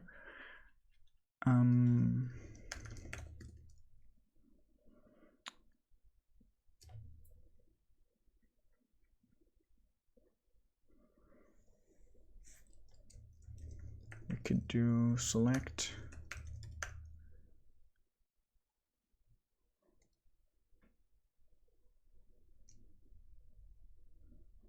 Like we could do select ID from users, where username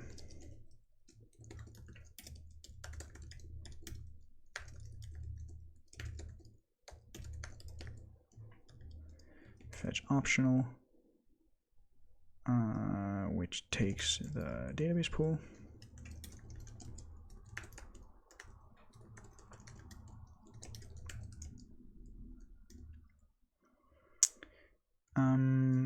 I'm wondering, can we do select one as exists? Isn't there like some select exists thing? Like if I just want to know that a query returns any result at all. Exists condition.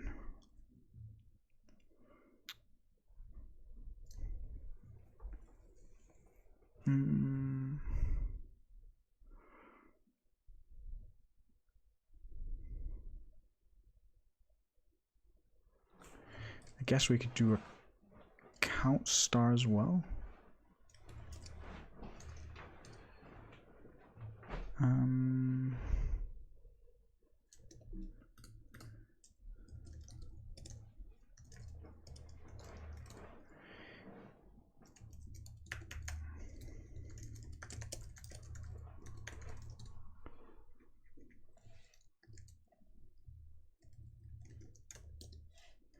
Oops, select username.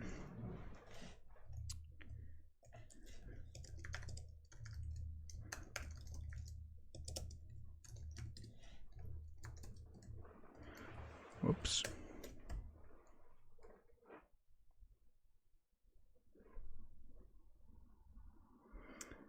There's upsert, I think. Check the number of rows inserted. Insert on conflicts.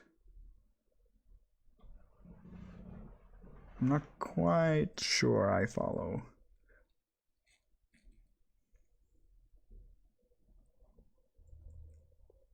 Like upsert is for inserting or updating, right? But this is not really what we want, I think.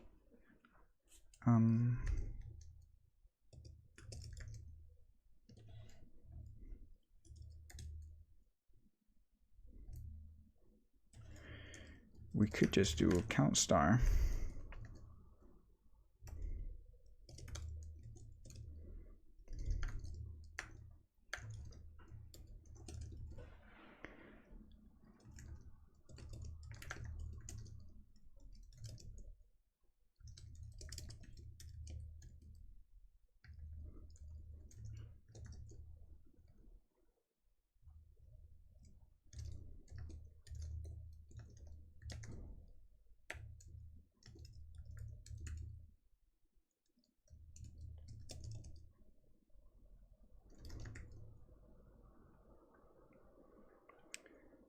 On conflict, do nothing. Yeah, but we want to return an error to the client that that the username is already taken.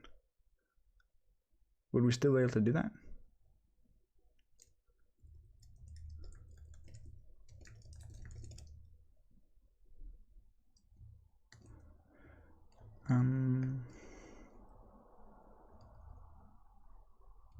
I think it should be possible to check if a row was inserted or not.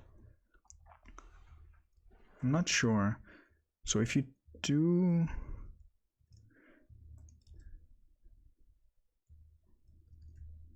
that's actually a good question. Let's check that. So returning ID on conflict to nothing.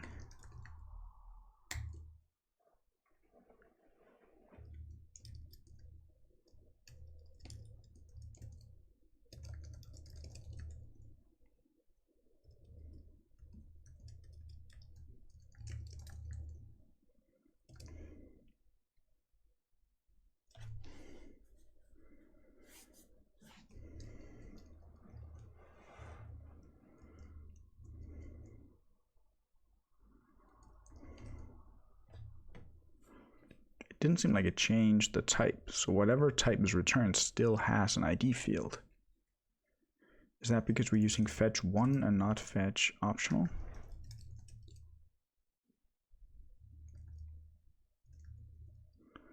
Although that means that it could fail in different ways, and we're not aware now on exactly how it fails. It could also be that in the future maybe they have an email that's also taken. Would we want to report that differently? Because all we know now is that there is some conflict. We don't know specifically where.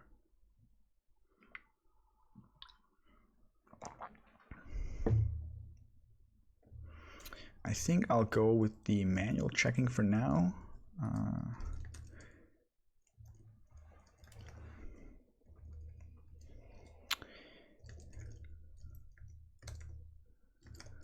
Actually, let's make this its own function.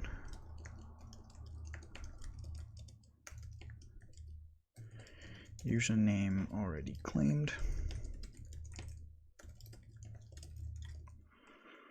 It takes the database pool.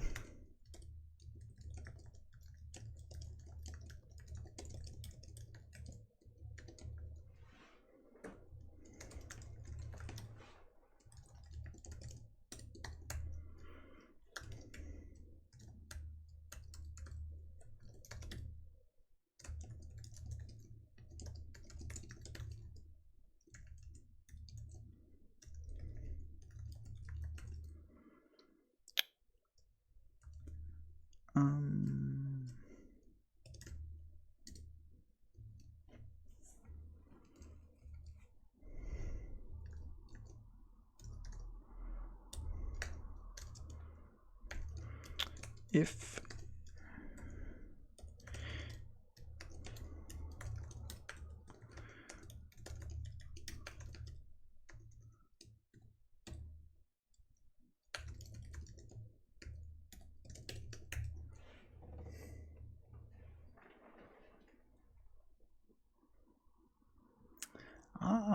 that's actually really cool. I didn't know that. Yeah, I do think it is more flexible in this way, but it's actually really cool that you're able to do that. I wonder, can you have multiple on conflicts with different constraints and like handle them differently? I'm not sure if that even makes sense, but that's really cool.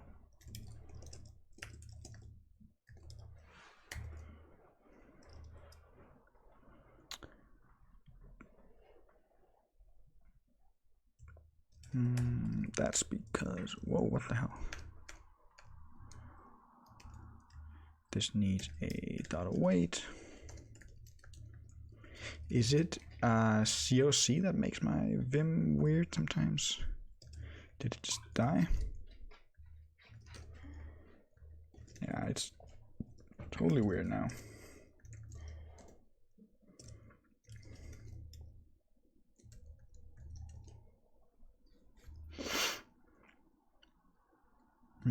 So if it is already taken, then we need to return an error of some kind. Do we have an example where we return an error?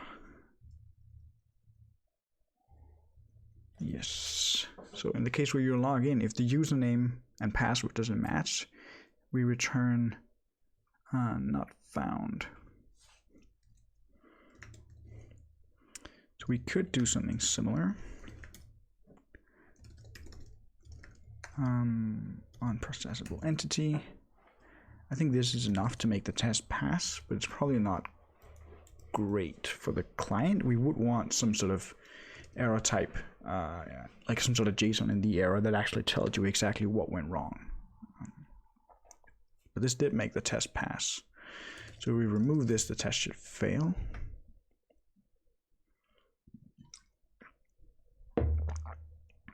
And it did.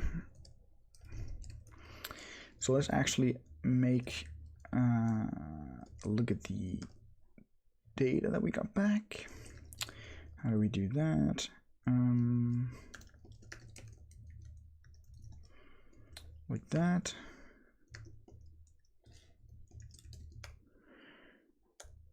What do we want it to look like?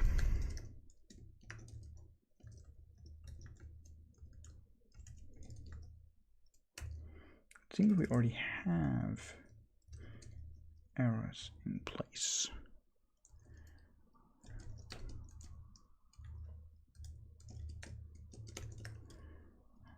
It's been a few weeks since I worked on this code base, so I don't quite remember how everything works. This comes from get me, authenticate, error. Is that our own thing? No, that's a tied thing. Right, I think we had a middleware that would convert error responses to JSON. This one. Yeah, so we can probably do something similar here. Let's say we want it to be username is already claimed. So that should fail the test with something like it couldn't parse the body because it was empty.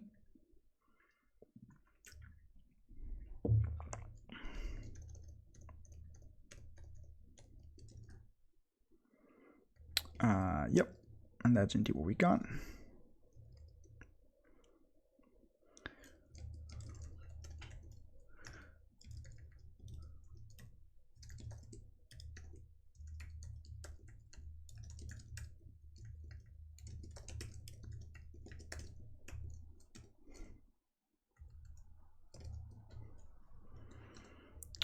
And we need to bring that in.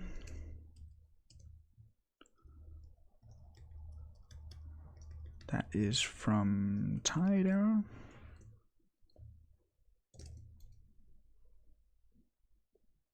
The auto import stuff is really great. And there we go. This now works.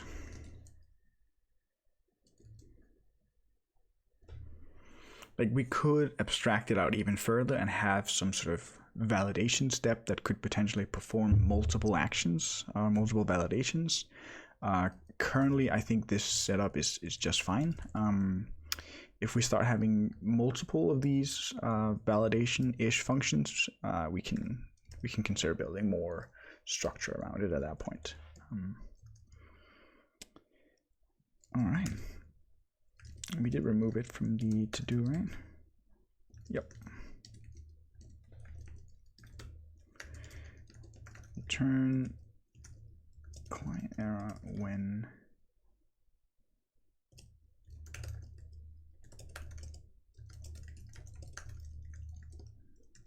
user with claim username.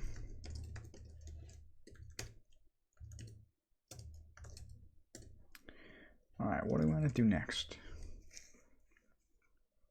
Posting tweets. We should have like a timeline kind of thing where it'll show tweets from users that you're following in your own tweets. We are eventually going to want to do mentions. I think posting tweets is probably the prerequisite for all of these, probably not follow and followers. But let's do that. I do think I want to break the tests up a bit more. Currently, they're just kind of all together in one big file. It does make sense to export these from the test helpers though, because we're going to want to be using them a lot.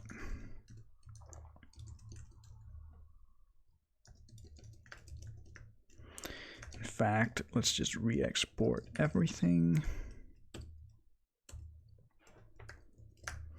I'm usually not a huge fan of these like glob re-exports, but the one exception that I do have is for like test helpers. I find it to be sort of tedious that for each test file you have to have like 10 lines of imports.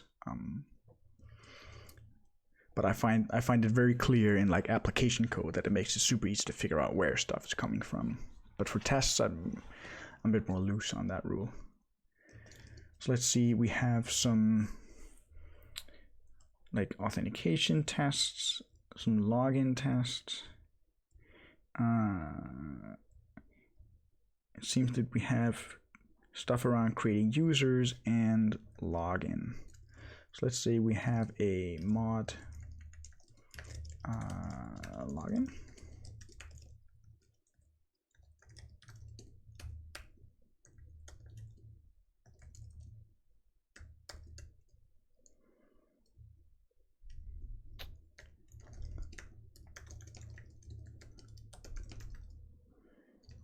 That is in tests.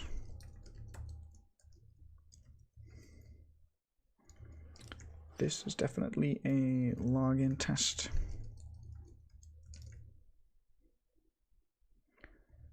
So are these.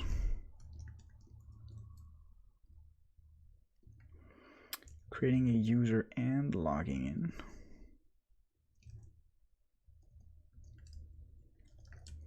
Say this is user creation.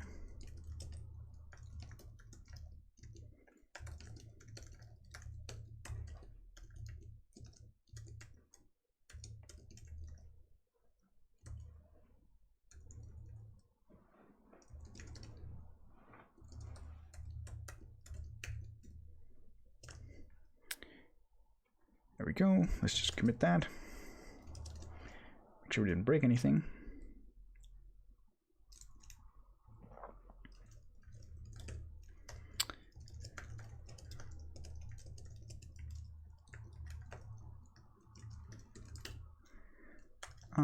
Let's say posting tweets.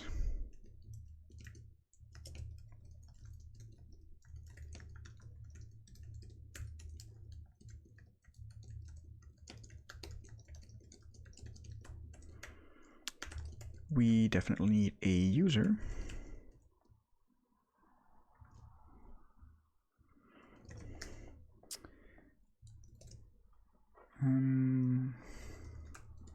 And we need to log in.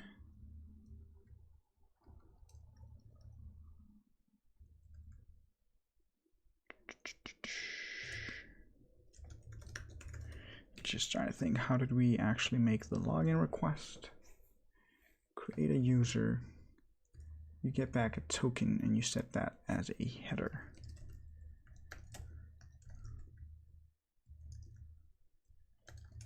We need the server as well.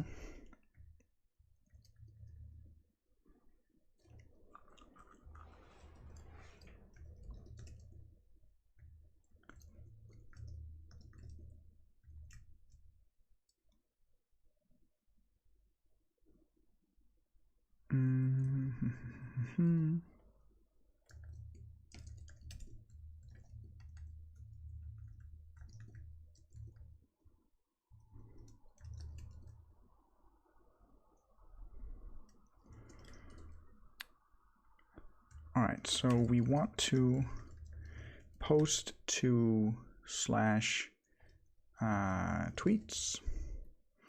And it needs to be some sort of create tweet payload. We do need this header. We don't need this request.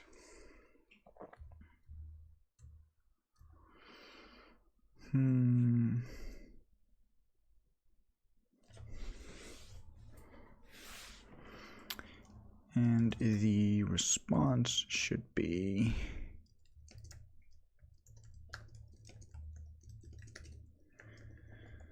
something like tweet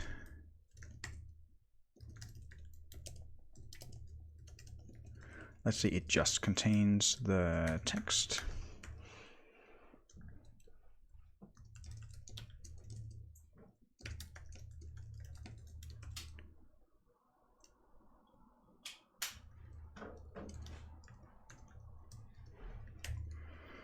Seems I'm a bit inconsistent with my naming. Sometimes I call it response and sometimes I call it res. It's not a huge deal. So we need this create tweet payload. We'll just put it in shared right away.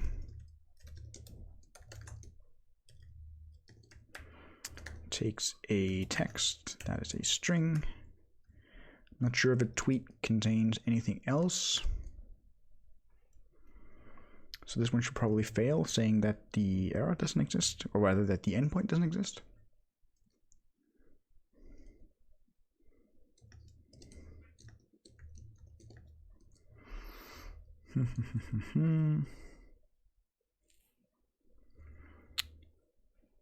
Yeah, so we returned not found, but I expected a 201 at line 30. It's this one. So if we look in main, let's see, we want server at tweets, post tweets, create.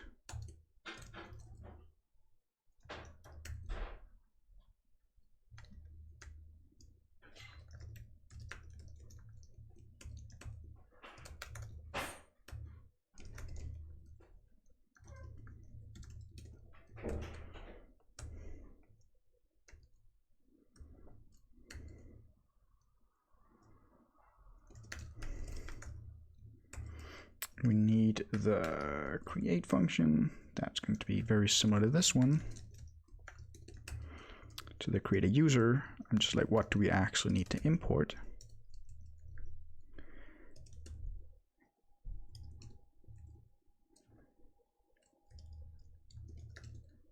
That should work, but should panic here. Line 5.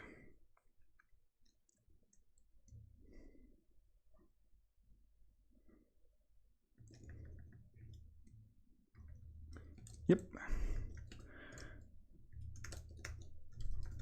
Let's just take inspiration from the user thing. Get out the database pool. We're definitely going to need that.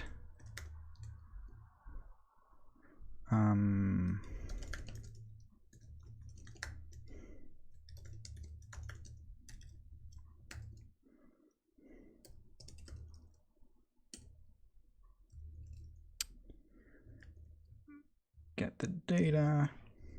We don't have a table for it yet. Let's do that. So far, we since we haven't like shipped this app to production, we basically have all our migrations in one file. So when we sort of want to like the way we just sort of handle the like making changes to the schema is we just delete the database and recreate it from scratch. That's totally fine for development. We haven't looked into an actual migration setup yet.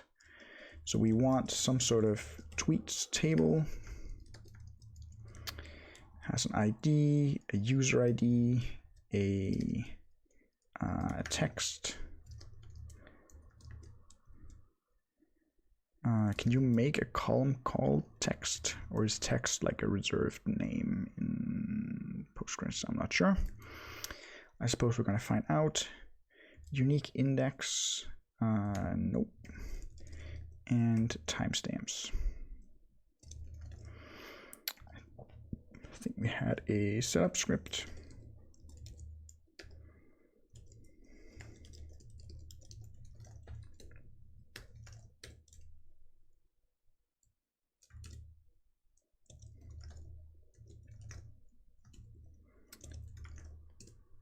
I have apparently moved stuff around.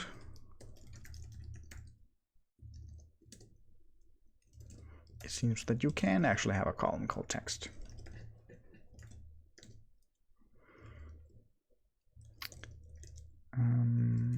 Wait.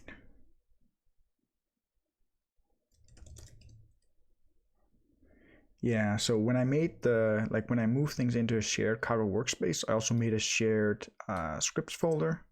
So I think it makes sense to move the setup script in there. Let's actually do that.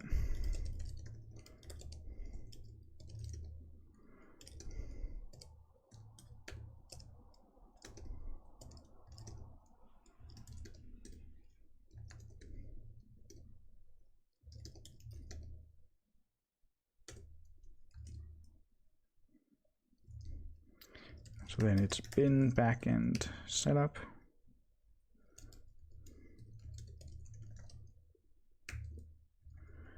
And that is now bin backend setup.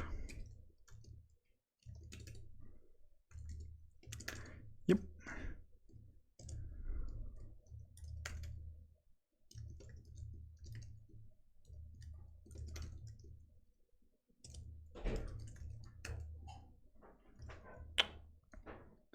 All right.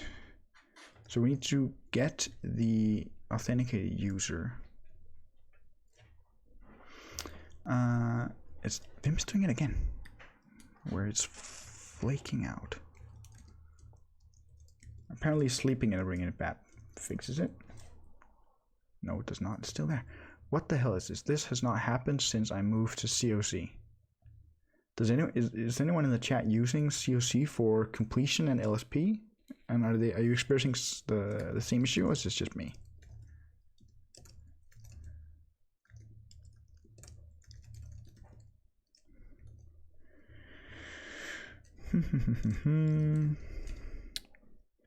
We authenticate like that. That was easy.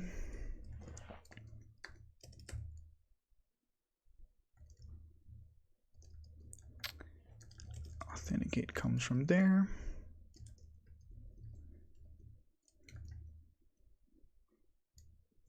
And then we need something like this to actually insert the tweets. Insert into tweets. User ID. Text.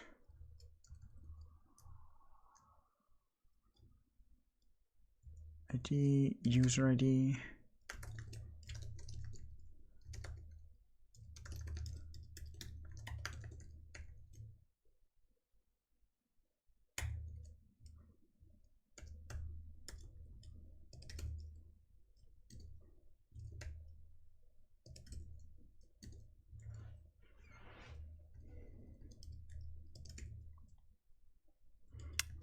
Can't input UUID, that's strange.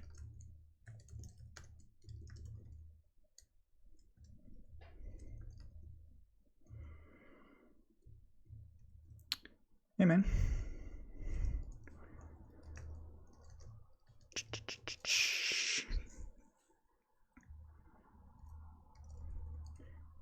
Returning ID. Can you return multiple things?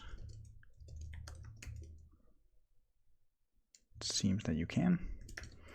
Then we need some tweet payload response thing.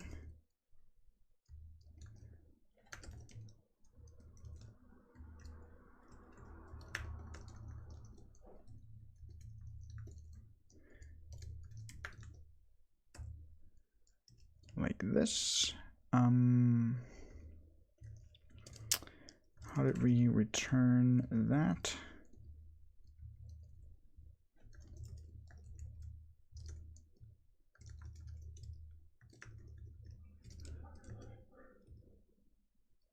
Tweet response.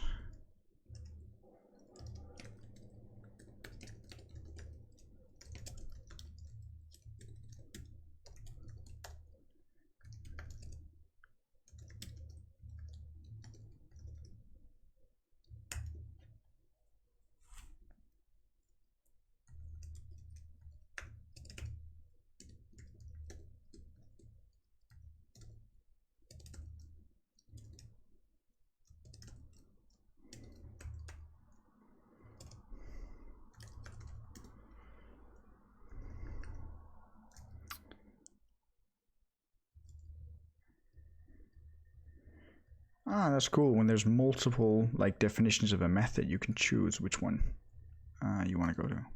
Nice. I do believe it's on build API response.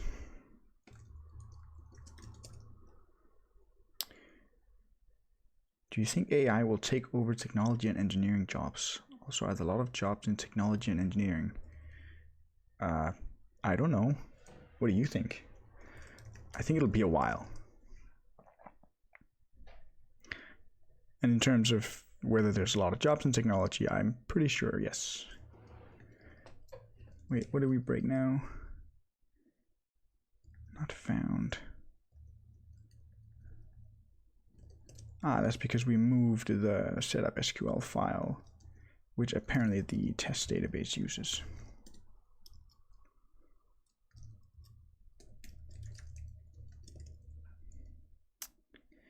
That is probably in there. I'm not quite sure where like the tests are running from.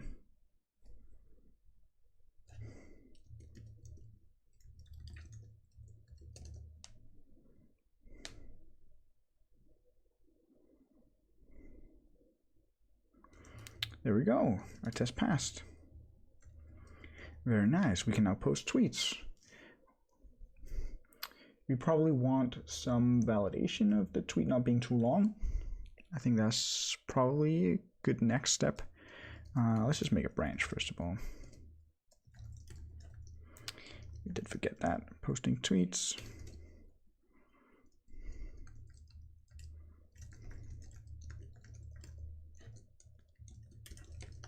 Posting a valid tweet.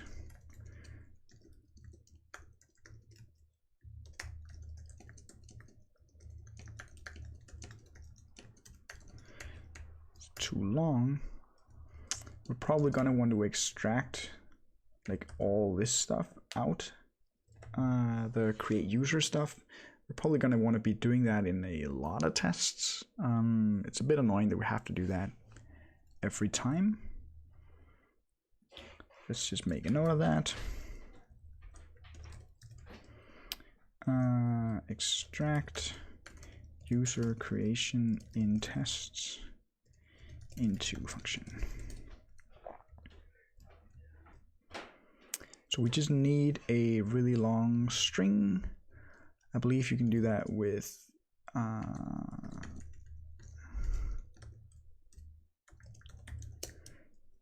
standard iter repeat.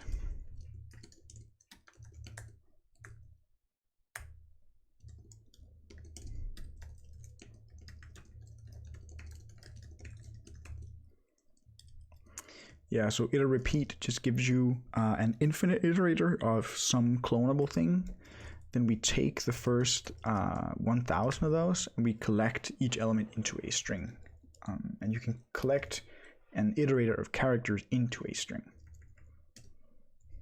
So this should fail. Let's say 422 as well. Error. Is this what that looked like? It was an error message. Oh yeah, because the text, the fact that it said text here was unique to the tweet response. Tweet is too long. Max length is 200. Or what was the original tweet length? 140? I think so.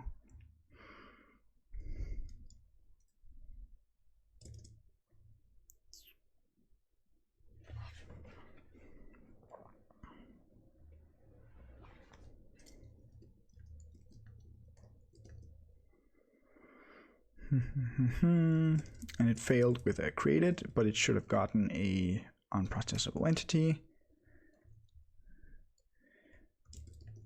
Let's do if create tweet text len is greater than 140. How do we do the error stuff?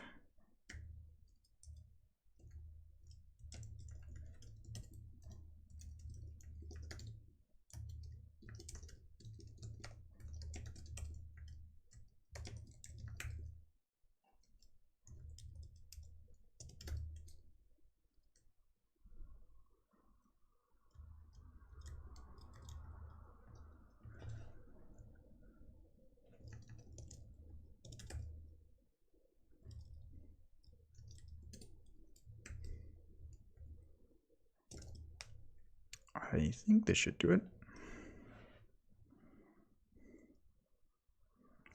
Yep. Let's just pull this 140 out into a constant. It's sort of weird that it's duplicated twice. Max tweet length.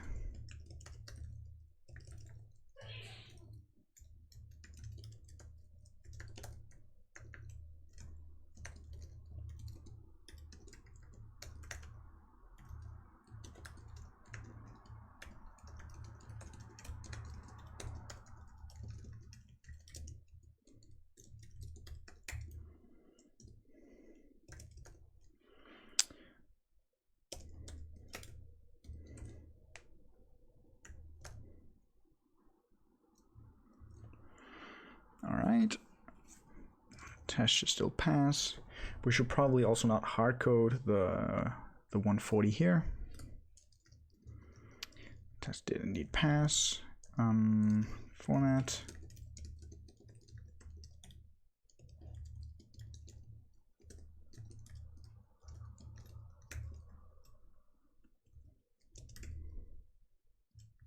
I can't import that either.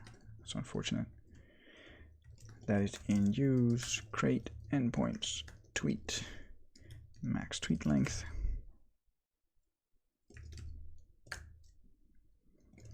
Should still pass.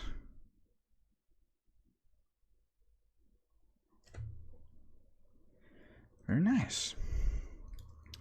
All right, we're just gonna take a 5-minute break now while I go refill my water bottle. And when we come back, we're gonna look into probably following, maybe like returning a timeline of all your own tweets.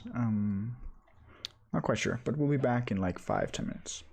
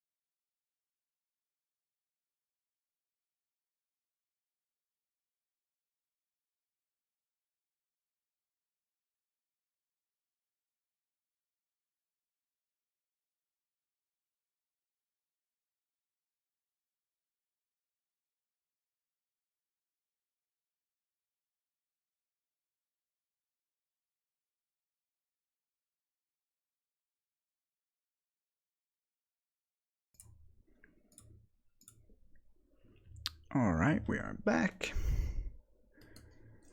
Let's see, where were we? I think before we add any more tests, we should extract this stuff into its own function.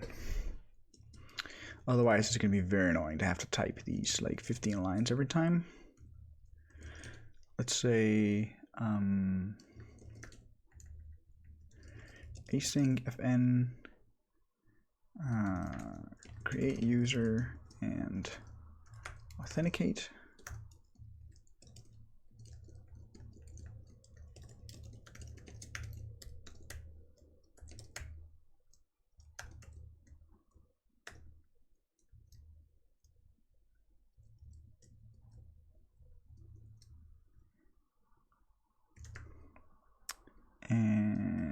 it returns a string. Thanks, Arthur. See ya. Thanks for sticking around. See you next week. Token server is the test server, I believe.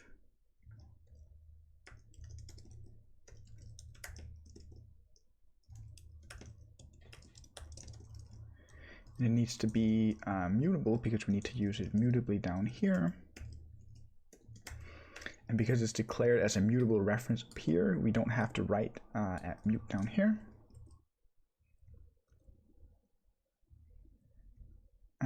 It seems to compile, but it doesn't actually, it's never used anywhere. So let's use it. This is now create user and authenticate with mute server. Wait.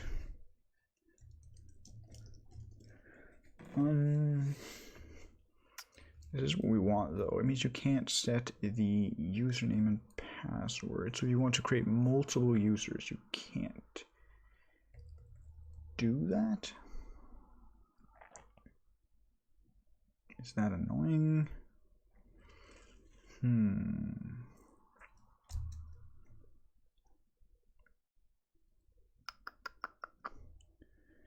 We could take the username like that.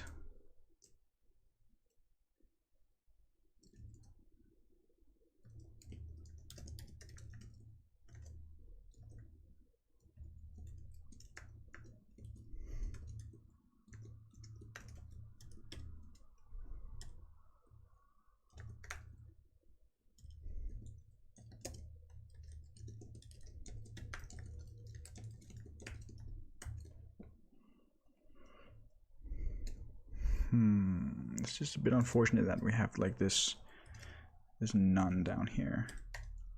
I wish Rust had like argument labels so you could do something like that. That would be super neat. Does not though.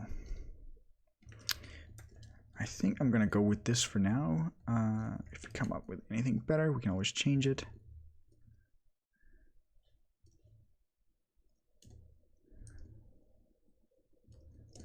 Should still work.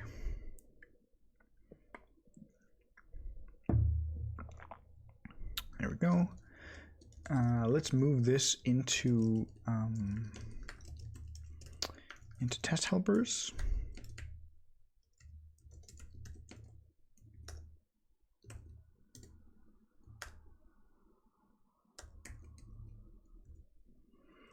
And then we can probably use it as well from in here. User creation.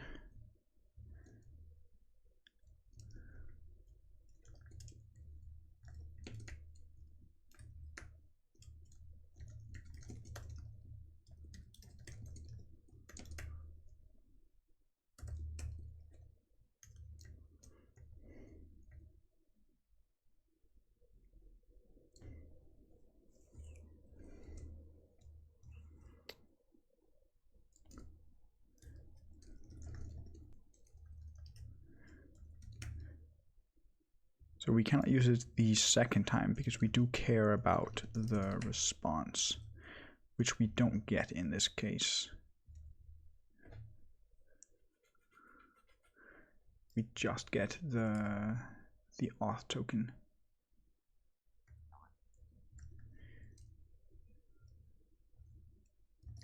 Is it nicer if you return the token response here so it's clear what this is? Like if currently it's just a random string, where does that come from?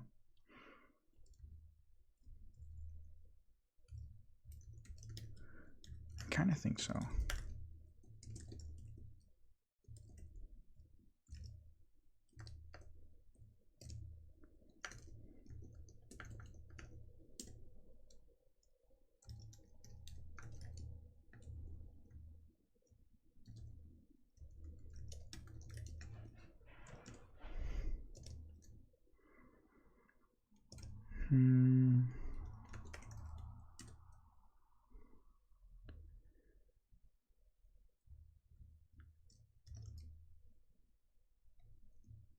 we able to use it here?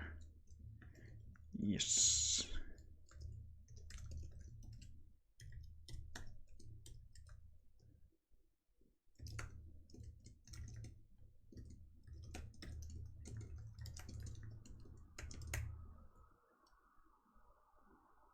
At least I think so.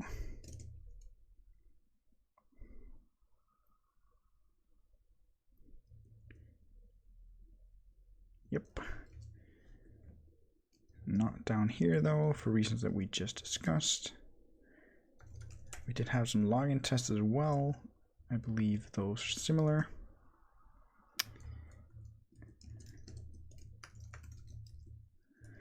So this one doesn't care about the token. It just cares about the subsequent login request.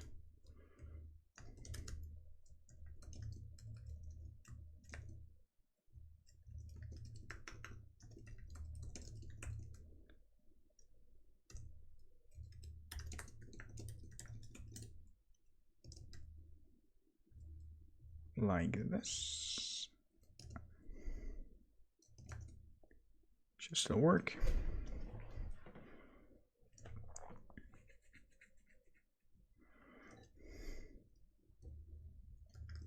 I believe the next one's the same. Logging in with invalid auth header. This one does actually use the token.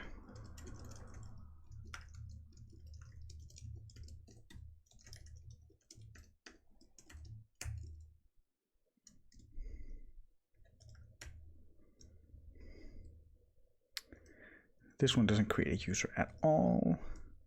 Logging in with invalid token.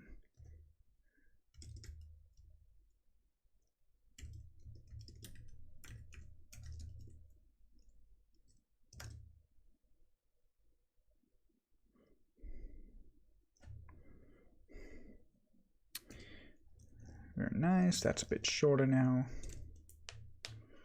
We did have a to-do entry for that, I believe, which we can remove now.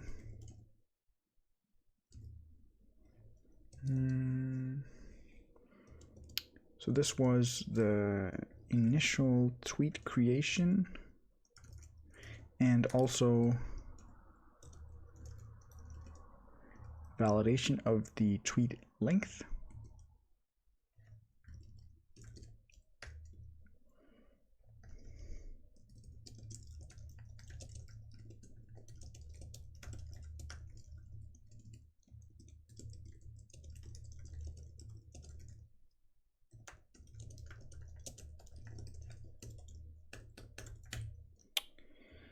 Nice.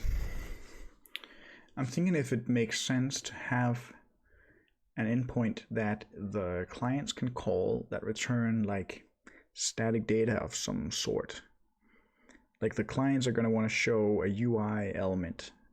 Like when the user is creating a tweet, we're going to want to show like this is how many characters you have left of the max length. So the clients need to have a way to know what is the max length. We could actually just put that in shared. We don't even need an endpoint for it. That's extremely nice. Let's do that.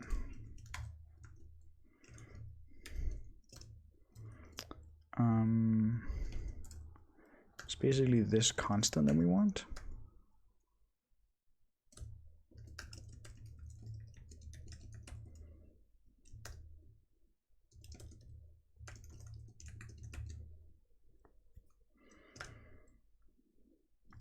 Nice.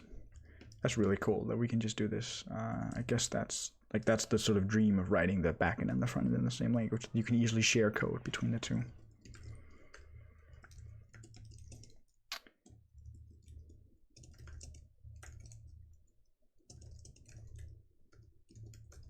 So frontend can also use it.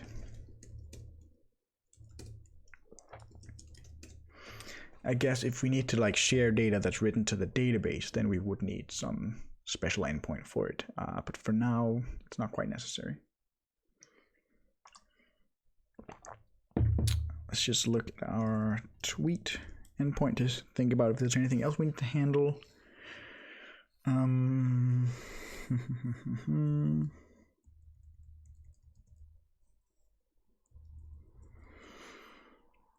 should probably have a test saying that, like for this inequality exactly, that it is greater than and not greater than or equals. So a tweet of exactly the max length is allowed.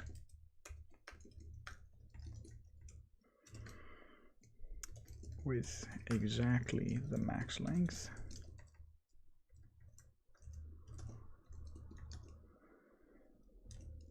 That is allowed.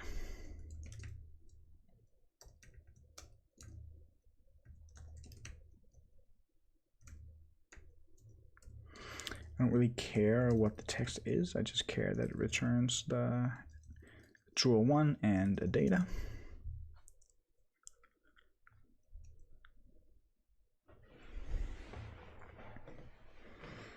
That does pass. If I make this one a greater than or equal to, it should fail.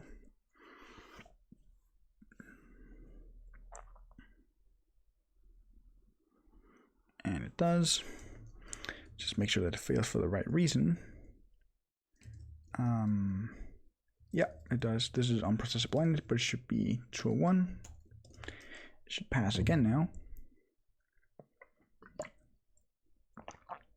Is there anything else we need to handle? I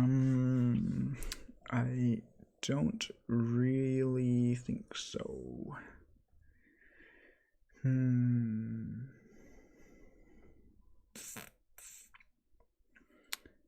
I think it's actually fine for now. We should probably move on to maybe follows. Maybe.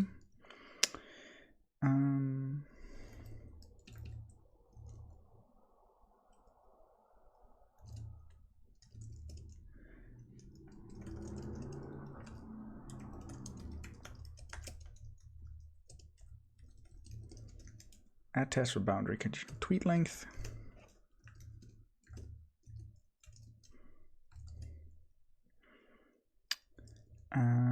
All right, I think posting tweets are done for now. Let's merge it into master.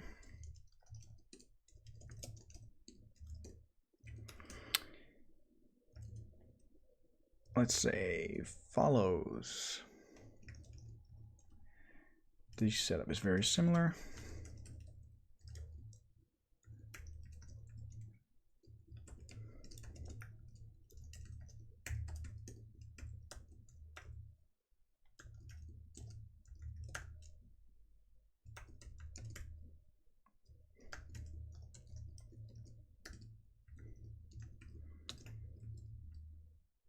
What the hell is that? Vim is weird again. It's gotta be related to COC.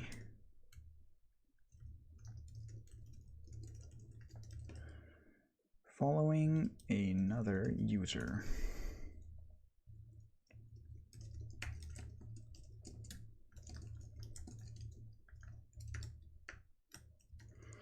We need two users, Bob and Alice.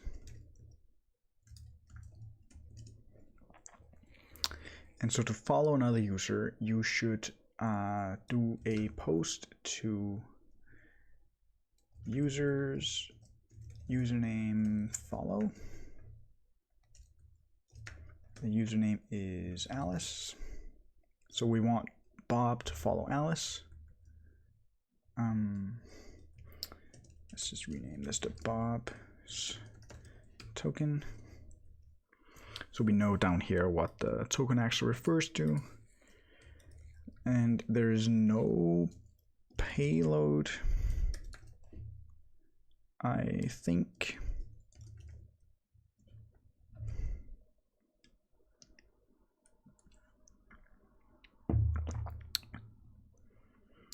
Which is unfortunate because currently we have to put a payload.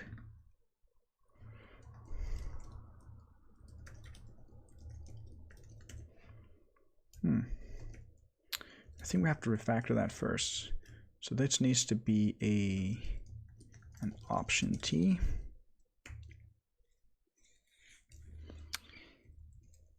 And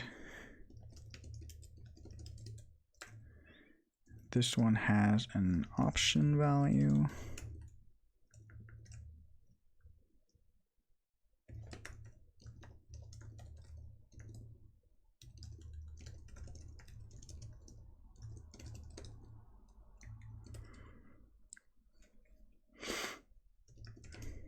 let's say body map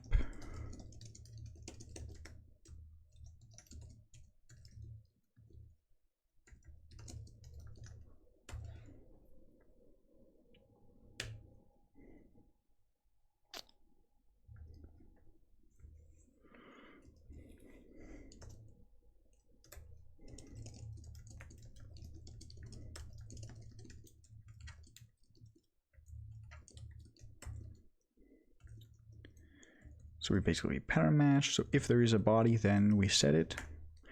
And then we should have to update all the call sites. Sort of tedious. This is now a sum.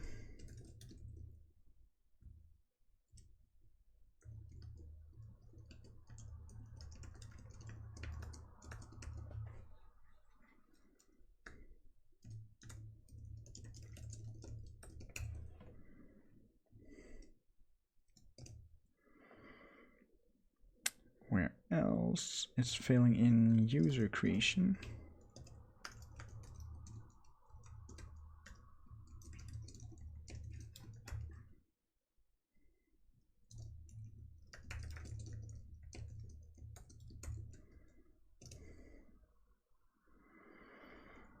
And test login. Here we should be using the password payload. Login payload.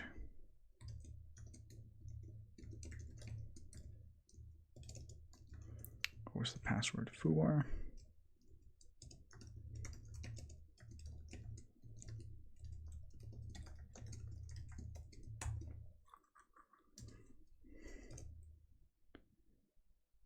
And in another one in here.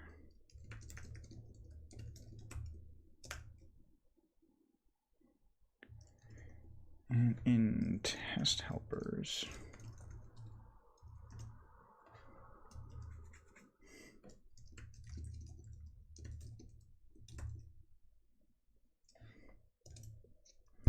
Whoops, whoa. Sorry about that.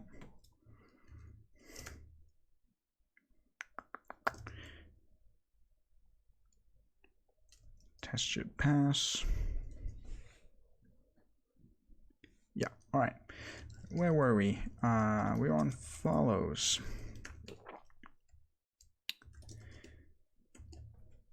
So we post to user follows. This is a none. It needs to know what type it is. Can you say it's a unit? Unit serializable? Yeah. Nice.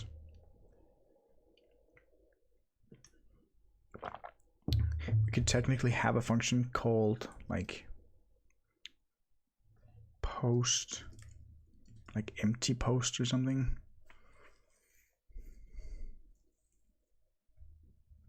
So we didn't have to specify this unit type. I do actually like that. Let's do that.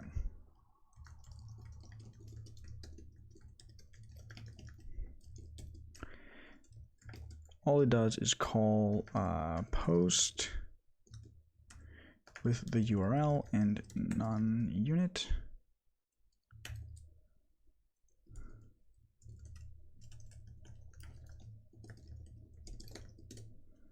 Like that.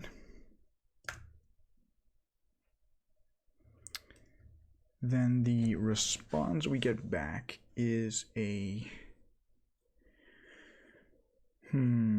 what does it contain?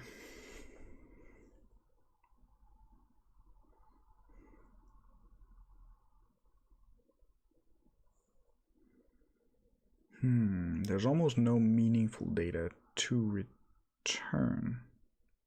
Like you could return the ID of the follow row in the database, but that doesn't really matter. Like, why would that be useful to the clients? You could also just return null in the data.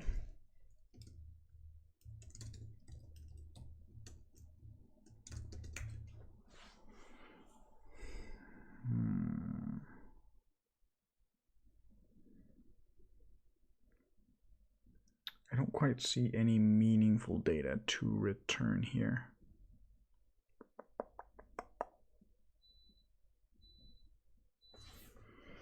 I think let's just set it as null for now. Just the fact that the request worked is a success. We need some way to actually verify that it did work though.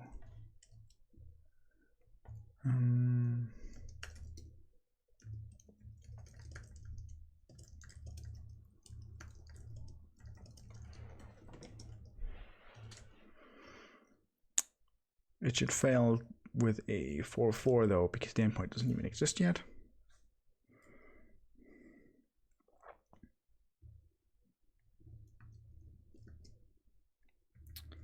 And there we go. It's in main. That is at users username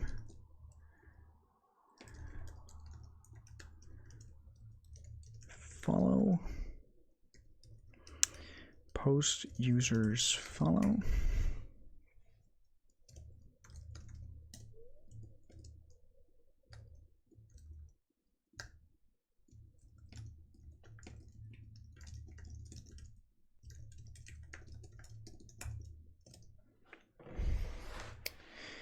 There we go.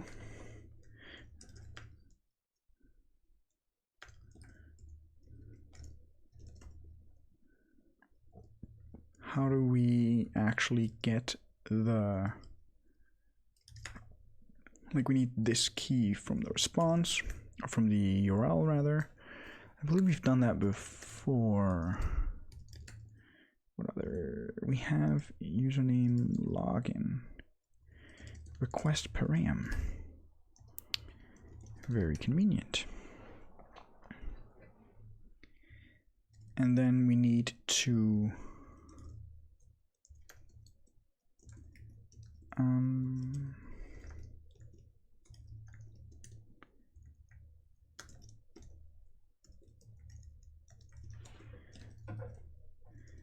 let's see.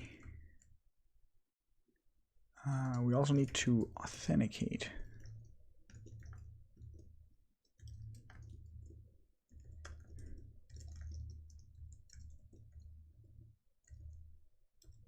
So we need to verify that this user actually exists. We need to find their ID. Authenticate is there. So this is the current user. And this is the username of the user to follow.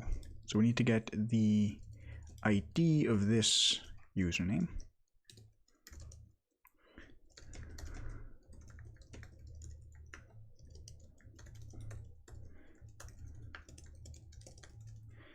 Select ID from users where username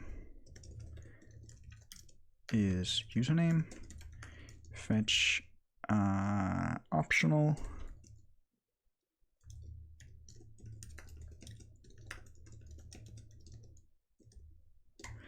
That returns an option UUID.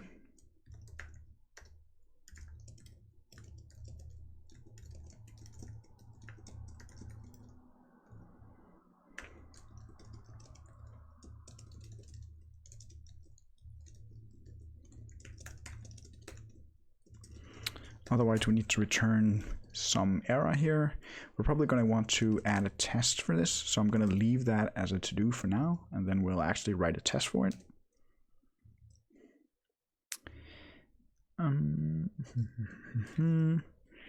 So we have to insert into some follows table. Let's say we have a follower ID, and we have or following ID, followed ID. I never know what to name these columns. Follower ID, followee.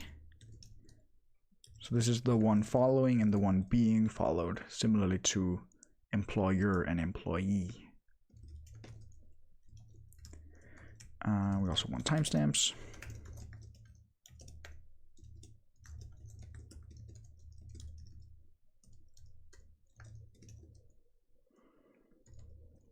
ID, the follower ID, that is the current user ID. The one being followed is this. Let's call this followee ID, just for consistency's sake. And there we go. The follows table does not exist though. Let's make it.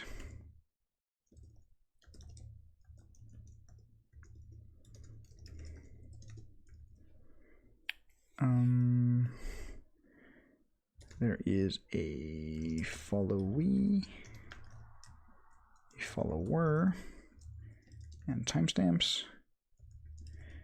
These are both not null and they reference something from the user table. That makes sense.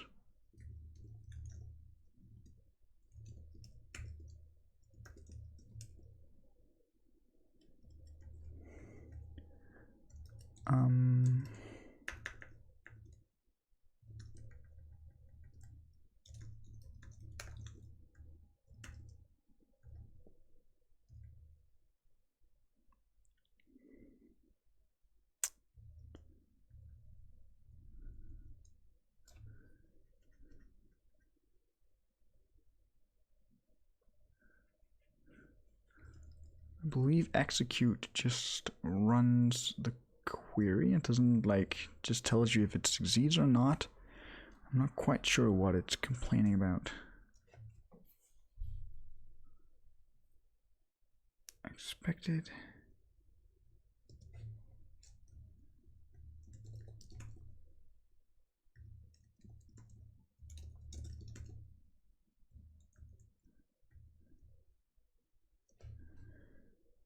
ID 1 2 3 4 5 1 2 3 4 5.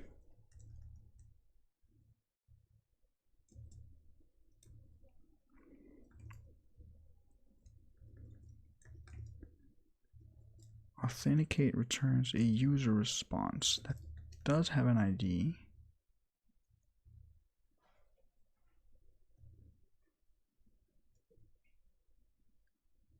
This should be a UUID as well.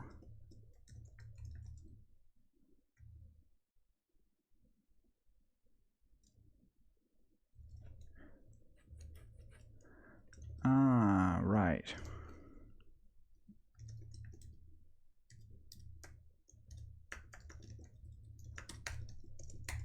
Like that.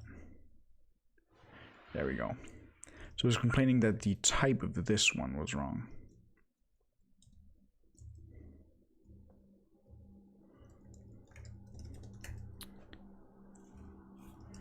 What type is row, I wonder?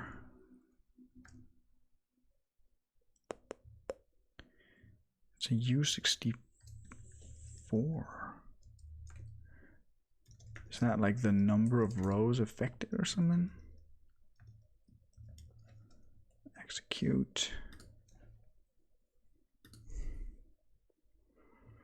Executes the query for a side effect, discarding any potential result rows, returns the number of rows affected or 0 if not applicable.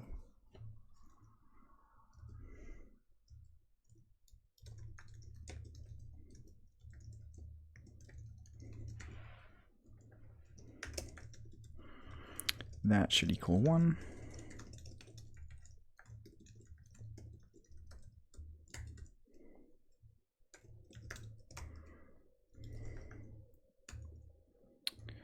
Otherwise, we want to return an API response with a null body.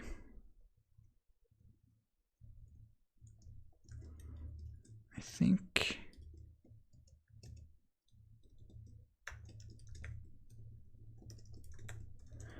set a JSON value null and convert it into a response.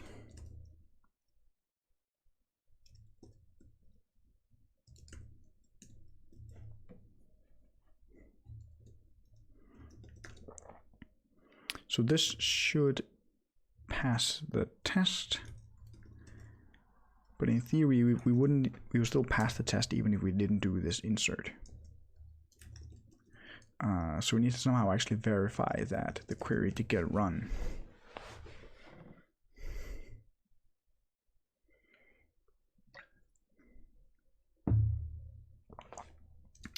And the test failed.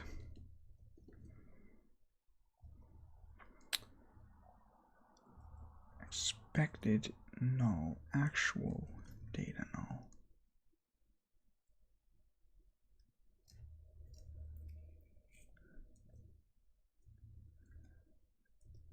Yeah, we're wrapping it once too many. Like that.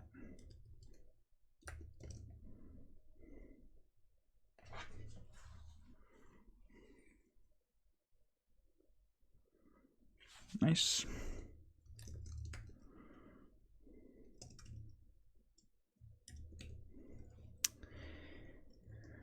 How do we want to verify it?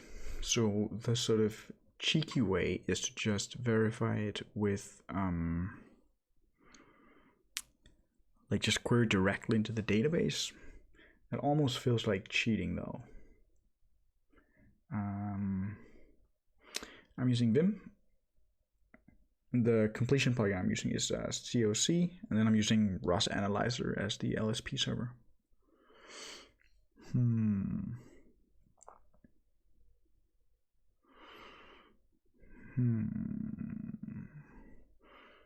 Yeah, so either look directly into the database, which almost feels like cheating because we're still about an integration test, like a high-level test sort of level. Whereas if we were to call an endpoint,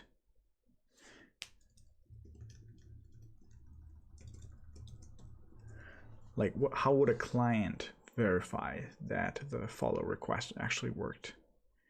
If you try to follow again, that would fail. It could load a list of everybody that a given user is following, and then Alice should appear on that list. Does Twitter expose a list of everybody you're following? Let's just check. If you go to your profile, followers, following, yeah, they do. All right, so let's do that. Let's make an endpoint that returns everybody that someone is following, and then maybe later an endpoint that returns everybody someone is followed by. So if you were to do that, how do we make GET requests? I forget. User creation, GET.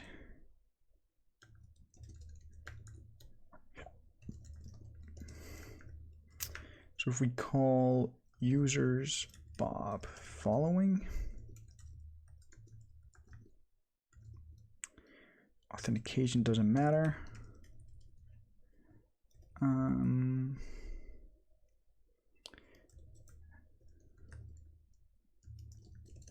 Then we should get back a list.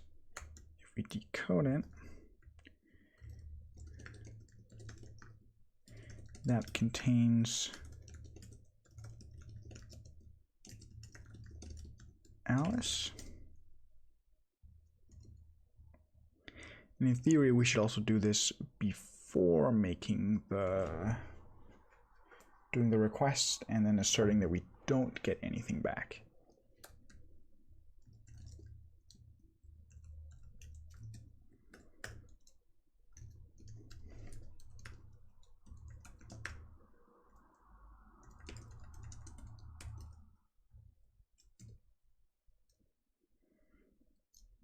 So this should fail with a 404 here, I believe. Just say this should be a 200, so should this.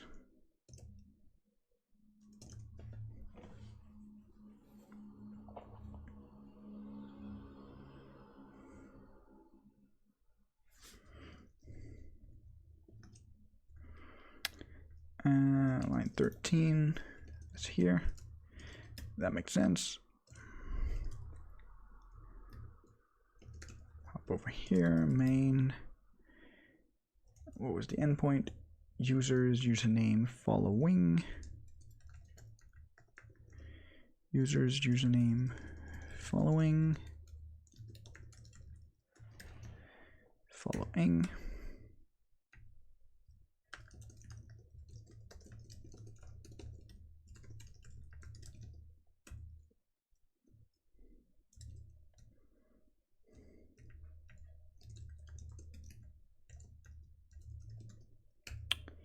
That is similar.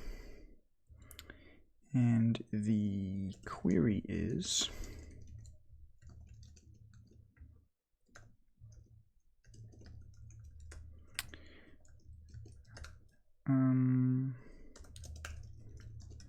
select ID username from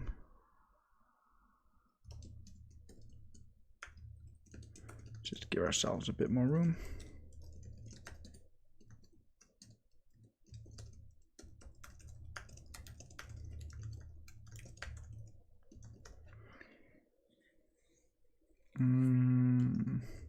We still need the ID of this one.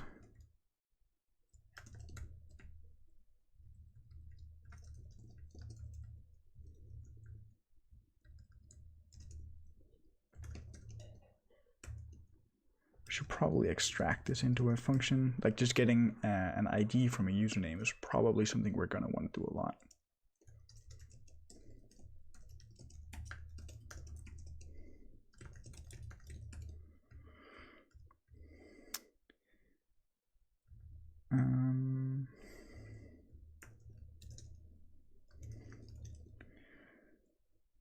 Select from users,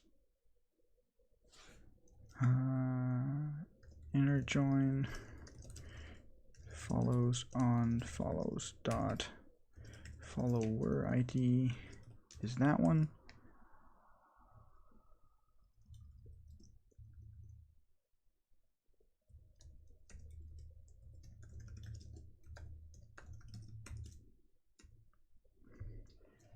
Does that make sense? I think so. So everybody who has a follow for this particular user, we return those. This should be fetch all.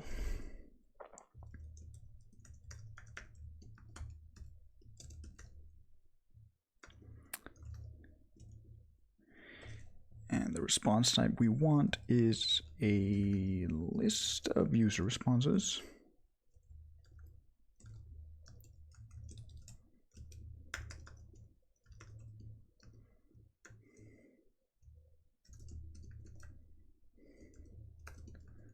I think we can just do that. Struct vec. We probably need to use query as to actually map it into this type.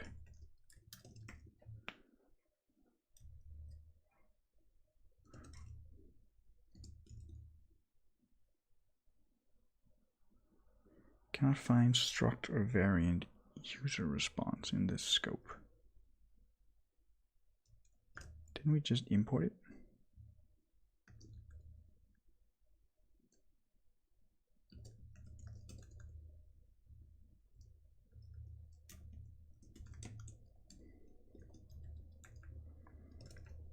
Apparently not.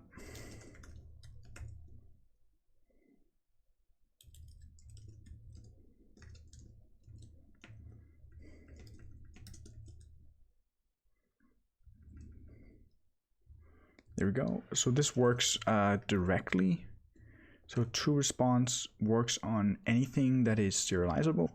And so since rows is a vector of user response, a vector is serializable if the thing it contains is also serializable. So we should just automatically get a list of users.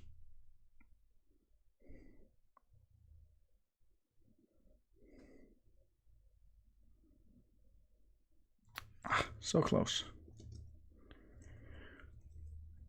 method not allowed? Ah, that's because this needs to be get.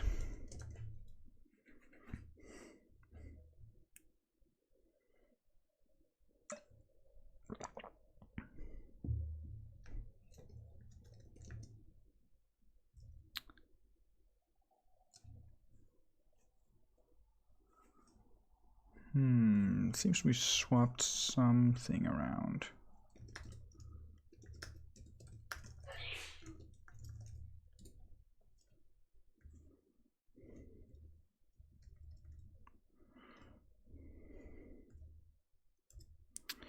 The question is it our query that's wrong, or is it our insert query that's wrong, or is it our select query that's wrong? So we get where exactly did it fail?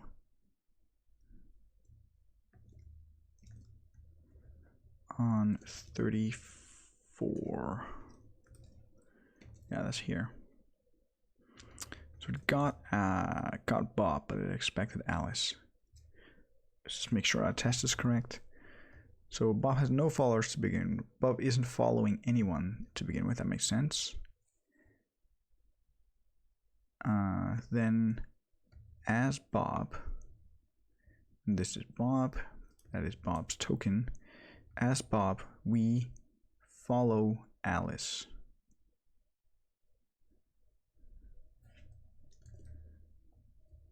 That means the current user is the followee. That's what we flipped around.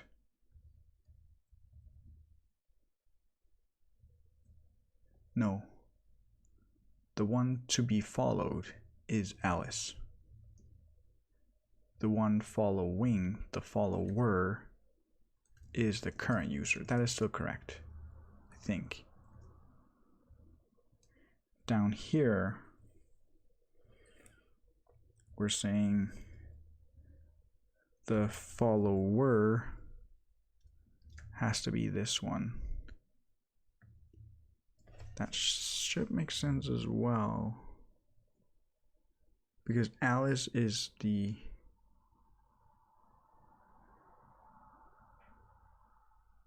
no, this is wrong. It should be followee, because Alice is the one being followed.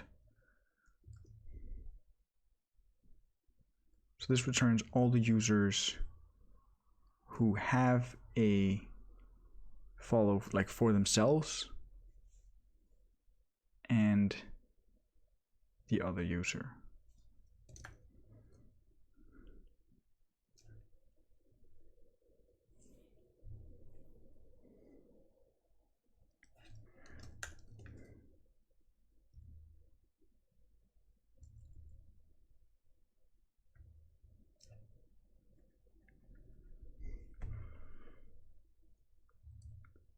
Why is it a null?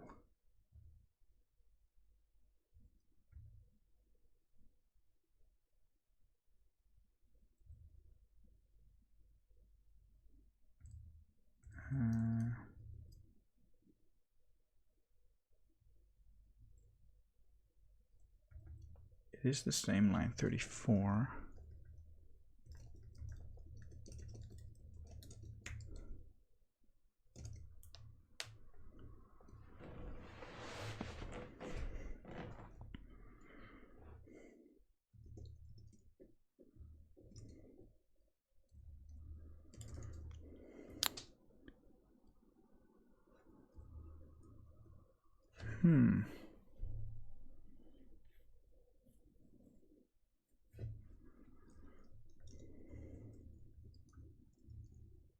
So that means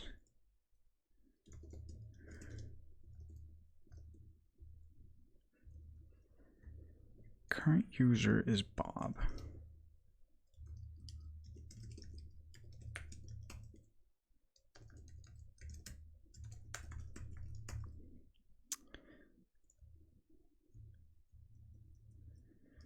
The follower is Bob. And the followee is Alice.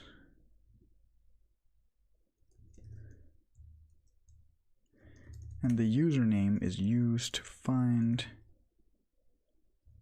the followee.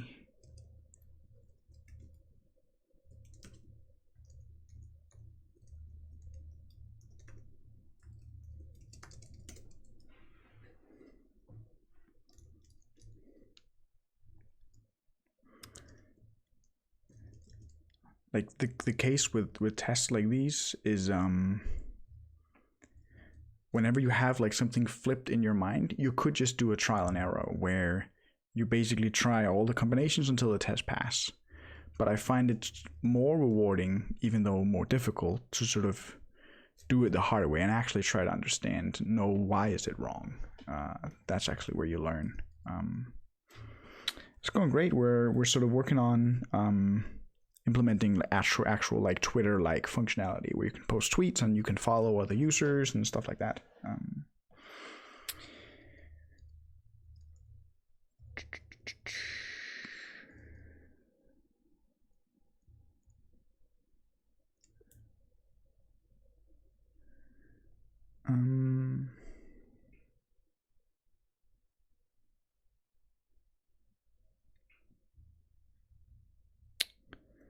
I wonder, so the current user is indeed Bob. The username is indeed Alice. I'm pretty sure this function is correct. Follower, the one following is the current user, which we just saw as Bob. The followee is indeed Alice, as we just saw. From users, join follows.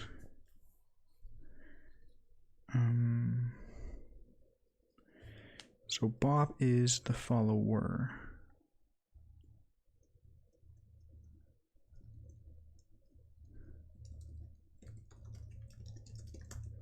What's the username here?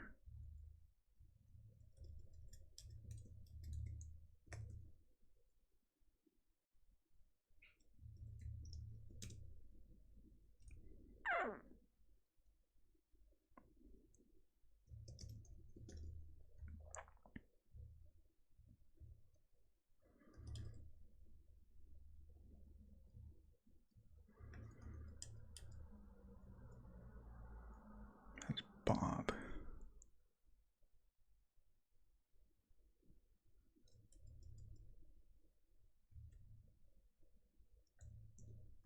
Wait, does it return both?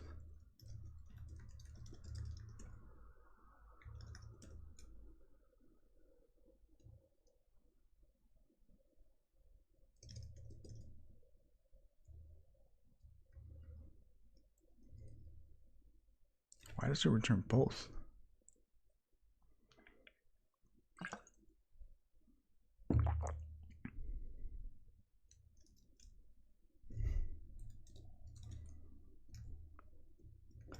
That is very surprising to me.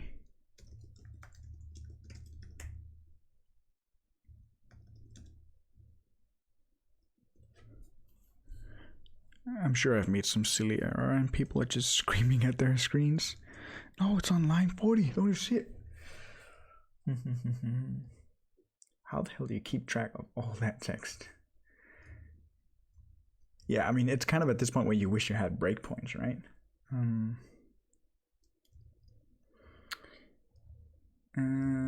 JSON rows.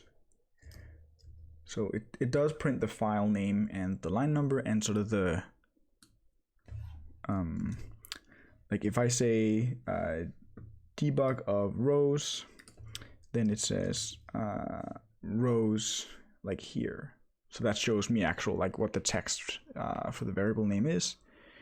But it includes both Bob and Alice. Why does it do that?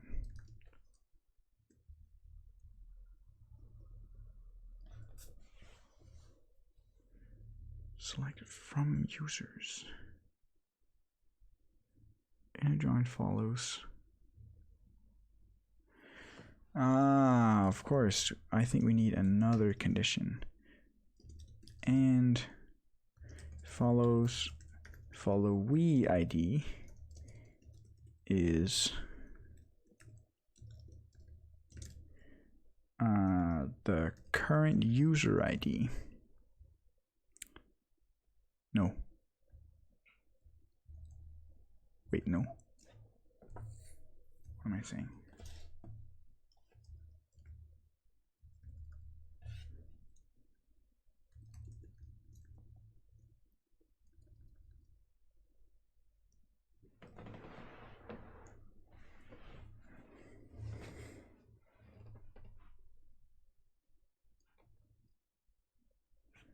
How does that return all of them?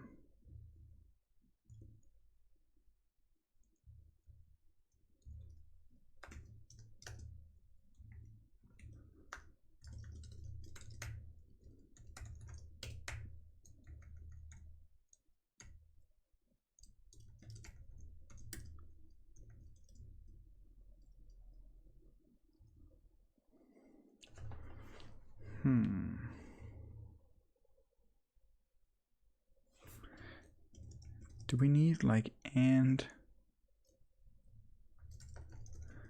follows?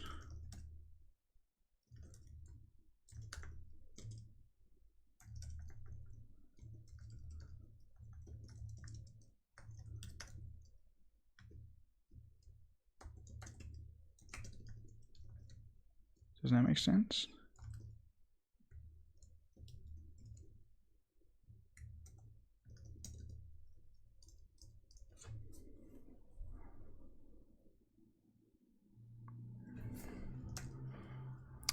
Okay, so why does that make sense? So we're returning the Bob following. The users that Bob is following. This user ID is Bob's user ID. So we're returning the ones where he is the follower, meaning the users who are being followed by Bob.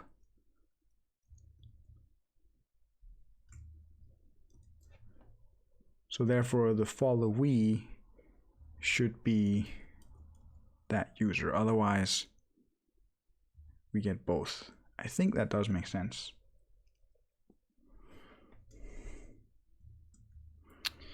Let's remove these debugs.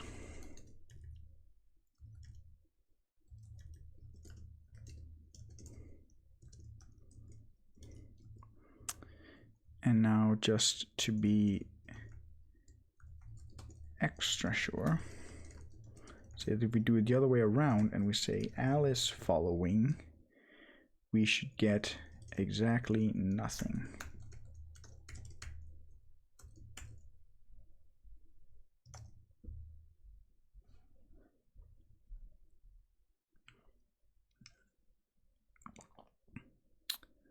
All right, so this makes me somewhat confident that this that this query is correct. I did study 1 year in TTU. I loved Copenhagen. Yes, I love Copenhagen very much as well. I've lived here my whole life. I didn't go to DTU though. I went to Copenhagen University for computer science.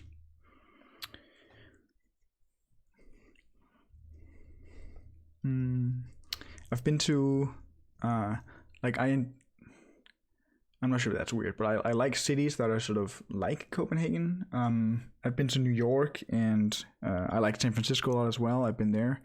I found LA to be a bit too big in a way, and I found New York also very big and sort of intimidating in a way. I really like Berlin and Amsterdam, London, Stockholm, Oslo.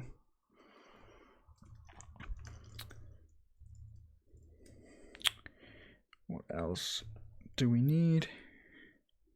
We should probably have the opposite. So the ones that are following you.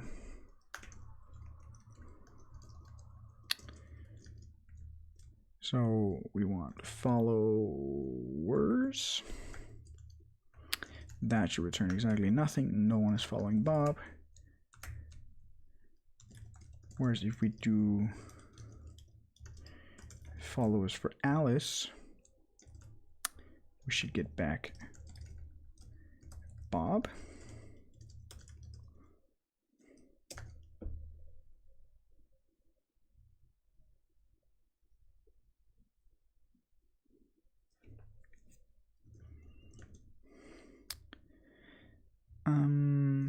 The endpoint doesn't exist. That's the same as we had before.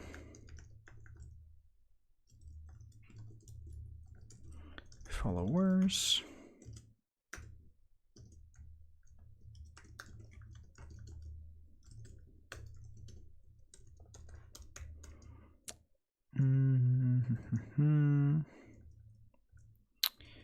So this is probably just needing to swap those around, I think.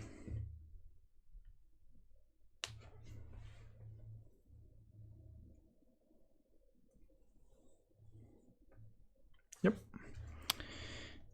There we go. You can now follow other people.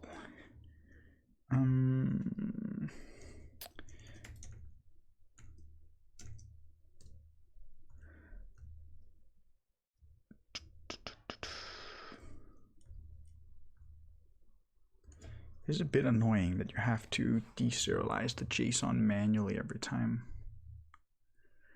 I'm wondering if this one should return a triple with like the data, the status, and the headers maybe. Then you'd have to pattern match every time. Is that annoying too? I guess. Let's put that on the to-do.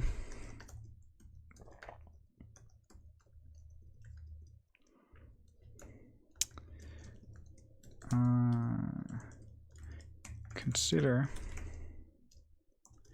making test request send return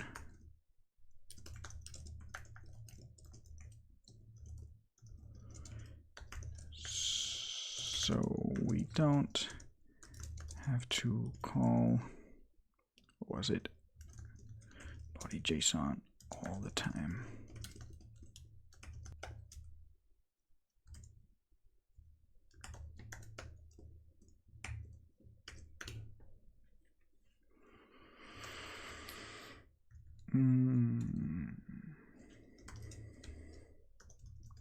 So these should all be empty to begin with. Alice following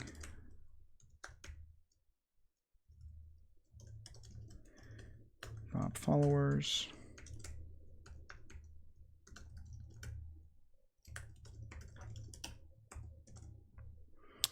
What HTTP library are you using? So I'm using the web framework that I'm using is called Tide, and it has like test hooks built in basically. So this send function calls simulate, which is our own thing, that calls respond, which is from the Tide framework. So we're not doing actual HTTP requests, we're just sort of mocking them, if you will. These we can just do in a loop.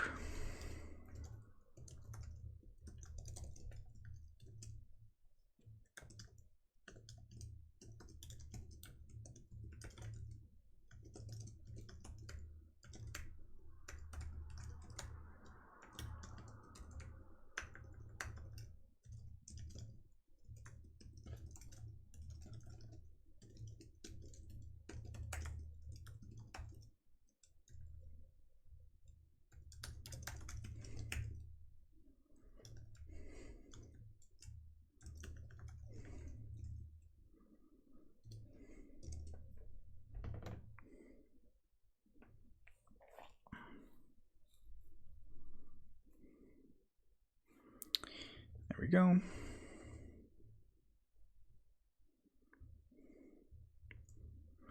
Let's just read through it to make sure that it still makes sense. We create two users, Bob and Alice.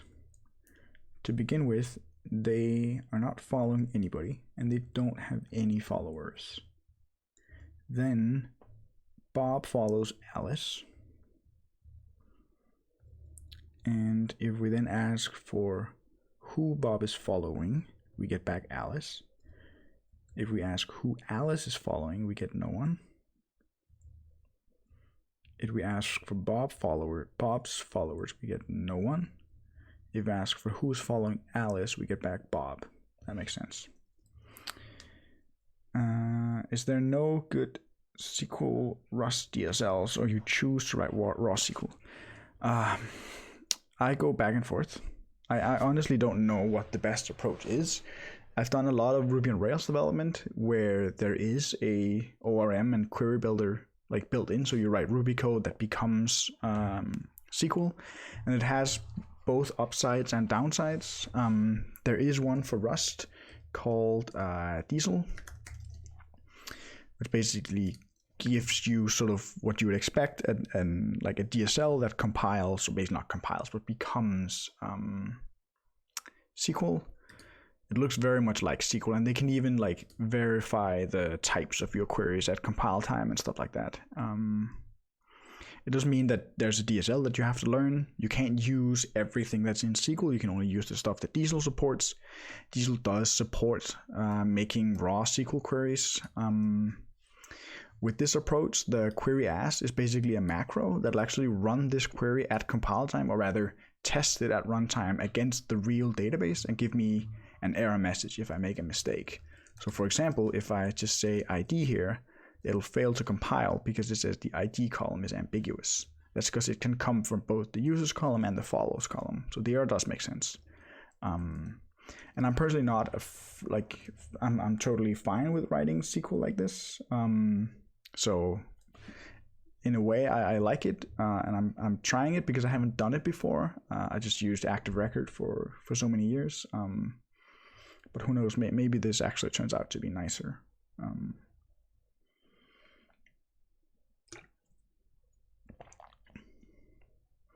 Yeah, right. Like N+1 is sort of the poster child of bugs that Rails makes it super easy to write. I'm not saying that like if you're writing raw SQL, you wouldn't get any N+1s, but I think they would be obvious in a different way. Whether that's because of Rails or Rust, I'm not quite sure. All right. What else? We can post tweets. We should probably have some error handling for the following. So you should not be able to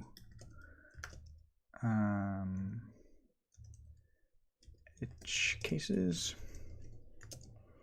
follow same user twice, follow self. Are there any others?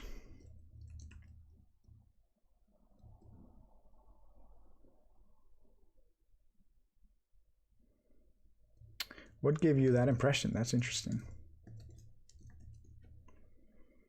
What are your thoughts on Elixir? I like it. I find it weird to use a functional programming language that doesn't have types.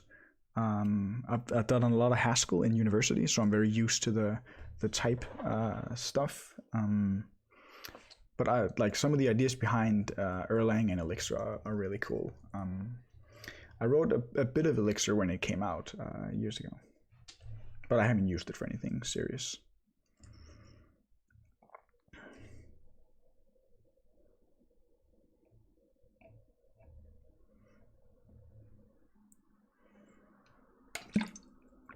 In Haskell, we like to use eDSLs because the type checker helps a lot. However, there's a consensus that ORMs are bad. Yeah, I think pretty much the same is true in Rust.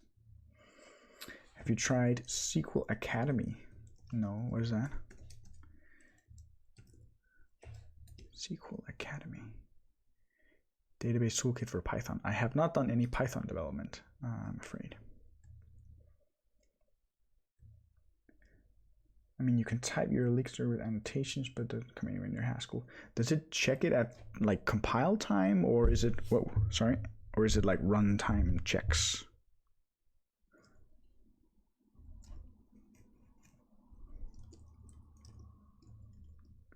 because like the type system in Rust feels very much like Haskell. So you should not be able to follow the same user twice. I guess that makes sense.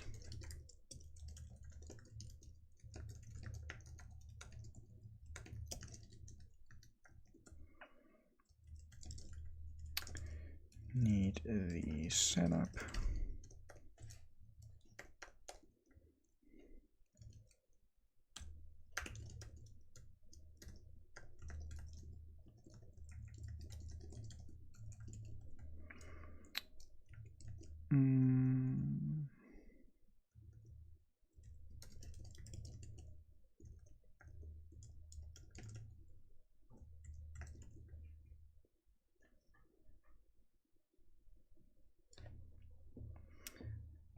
It's too bad Rust doesn't have high kind of types yet. In that case, would totally jump ship Haskell to Rust. Yeah. I think there is an open discussion on GitHub on whether that's a thing that Rust wants. I don't think there's total consensus that higher kind of types are a good idea. I get that you can write like really powerful abstractions like monad and those sorts of things, but it also opens the gate to writing like overly complex APIs. So I think that the discussion in Rust is, are those even a good idea to have in the first place? But I give you that they are immensely powerful. So it's a trade-off. Personally, I would be fine with the language having higher kind of types because I've done a lot of Haskell and a lot of Scala, so I'm sort of used to higher kind of types as a thing. But I'm not sure if it makes sense for Rust. I mean, it would mean that we could make, if we could actually have a proper monad, right, that works for option, result, future, whatever. So we don't need basically special kind bind syntax, which is sort of what await is in the first place. But yeah.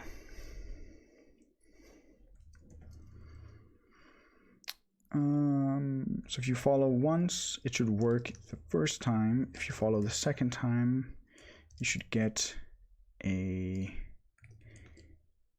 we're just returning unprocessable entity all the time. What does it say for 400? Is that just like a generic client thing? Bad requests due to an apparent client error. What's the difference between 400 and 422? The request was well formed but was unable to be followed due to semantic errors. I guess it is a semantic error that you can't follow the same user twice. Is 400 just like a more general version? Malform request syntax, size too large, invalid request message. I guess 422 is the right thing here.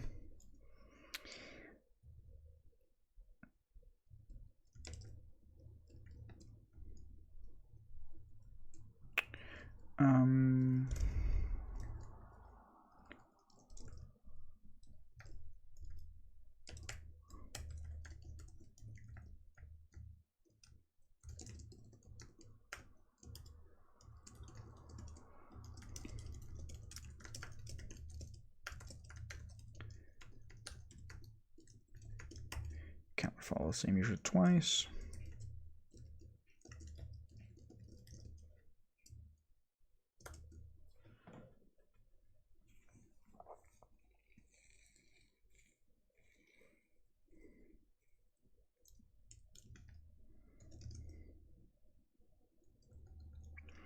So this totally worked, but it shouldn't have.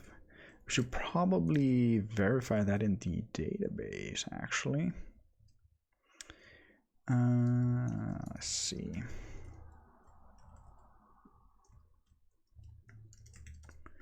Follows,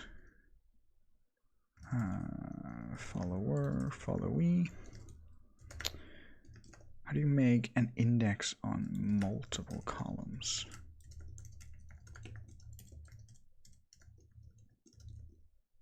So the same pair of follower and followee ID should not exist. And it's not the other way around because, I guess,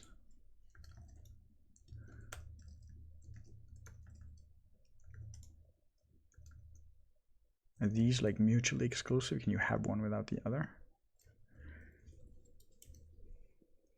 So this means that user A is following user B more than once, and this means that user B is followed more than once than user A. So I guess they are mutually exclusive and we don't need both.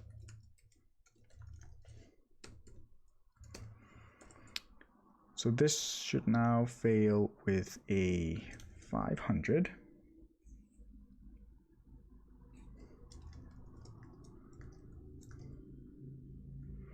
And it did. Very nice.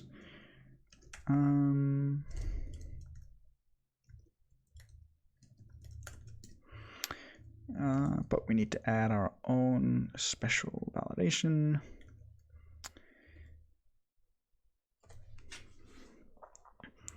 So we need to know if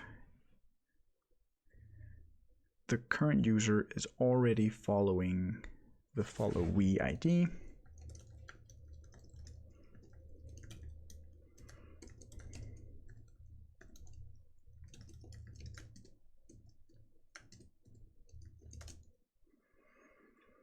How often do you see yourself manipulating lifetimes in real Rust code?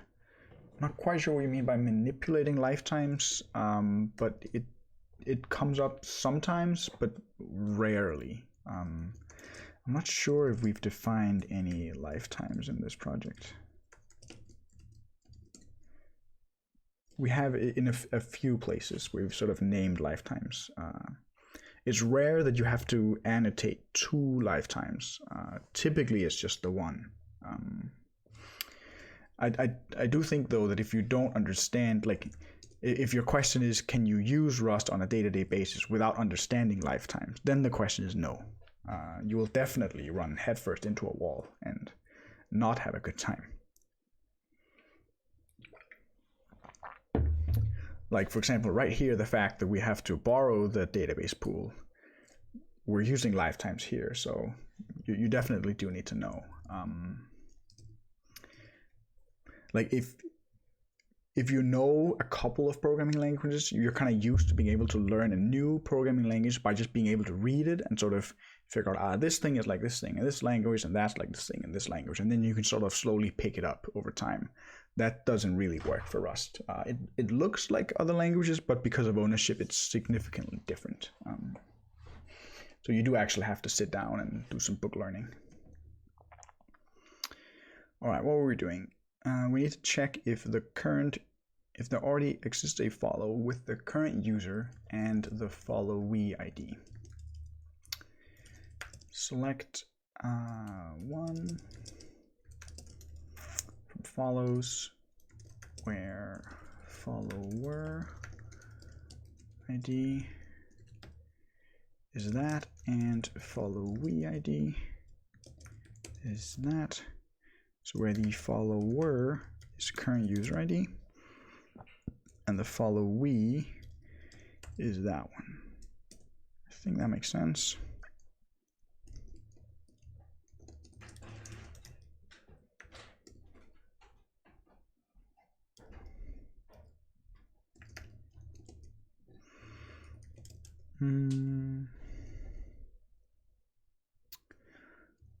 Let's actually go ahead and pull that into a function already.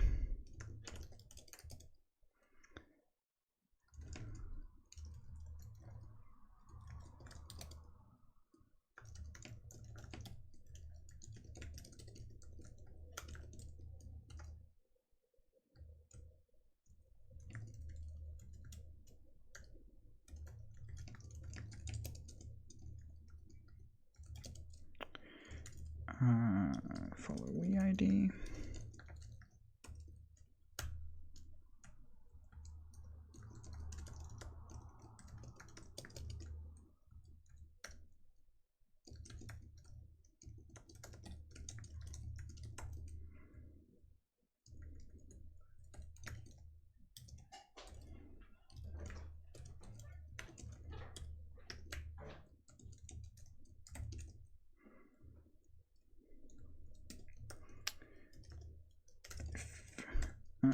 User following, that's a dot.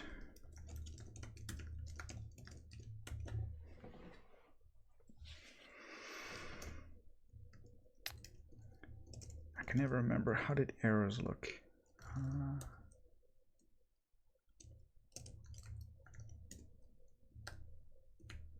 They look like that.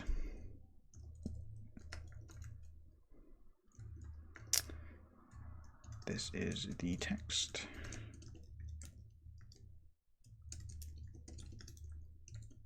Oh, we have a typo here.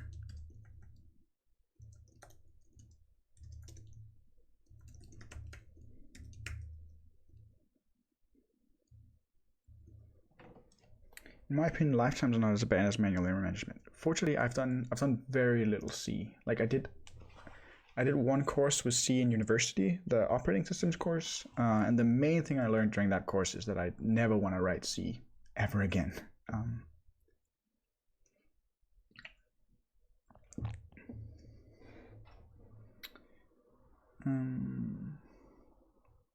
Yeah, I am aware that the timestamp handling can be made a bit more nice. I believe you can also create a trigger that'll automatically update the updated at column for you.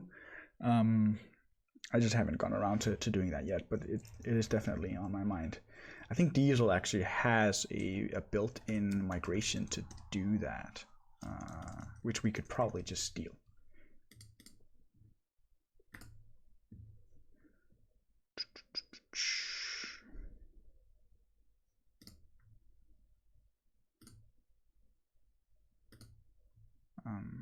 I'm not sure. I think I've seen it.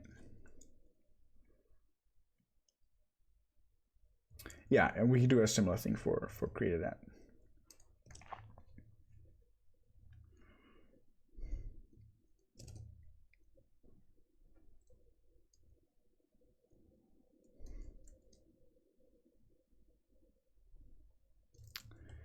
Nice, that works.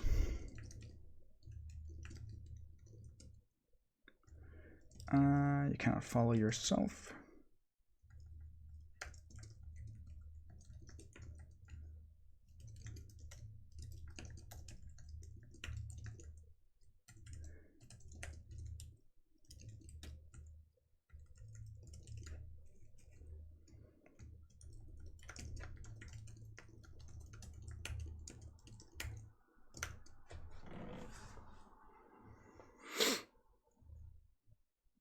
I wonder if we can verify that at the database level. That follower ID and followee ID can never be the same. Can you make that as a constraint? Oh, what am I doing?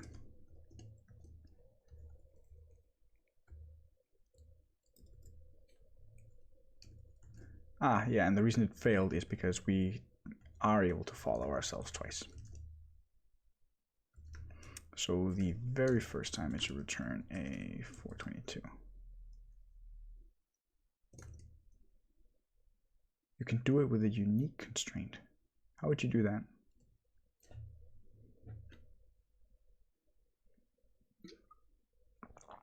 Like verify that that you're not following yourself.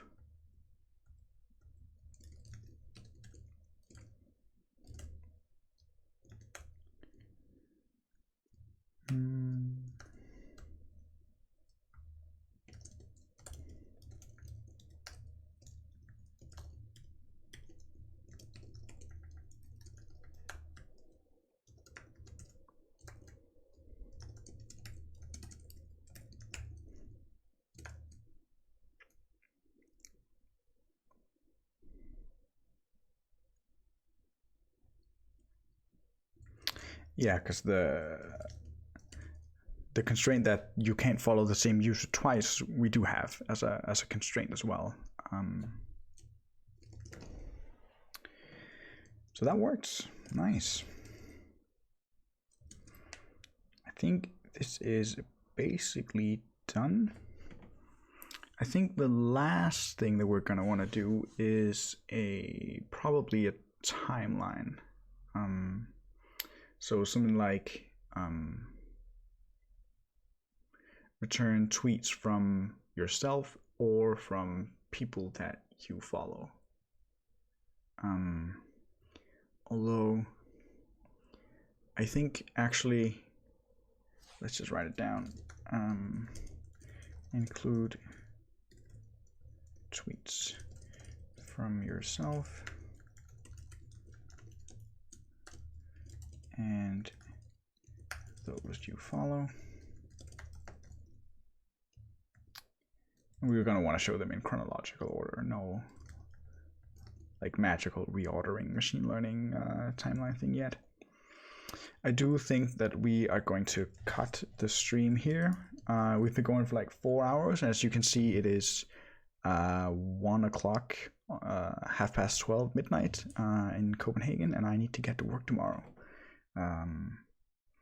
So thank you so much for joining. I think it was quite a productive stream. Let's just give a quick look at what we've been doing.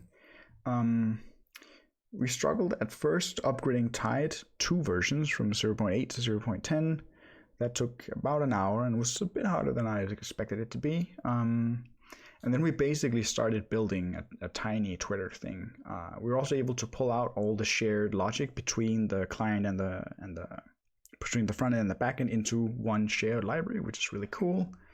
Yeah, and then we started basically building Twitter. So thank you all for watching. I will hang out a bit more in the chat if people have any questions. Otherwise, you're welcome to join again next week. You're also very welcome to follow me on Twitter. The link is down below. I always announce times ahead of time there, but it'll be the same time, 8:30 Central European Summer Time, whatever time that is in your time zone. I don't know. We haven't implemented, we have a very basic UI. It looks like this. I have designed it myself. You can create a user. You can't even log in or anything. I think once the sort of backend is a bit more flushed out, then we're going to do a deep dive into the front end side of things. That'll probably be next stream, maybe the next stream after that. I'm not entirely sure. But yeah, thank you all for joining. If you joined the stream midway and you want to rewatch it from the beginning, I always upload all past streams to YouTube. The link is down below, so you can find it there. Otherwise, thanks for hanging out, and I'll see you next week. Bye.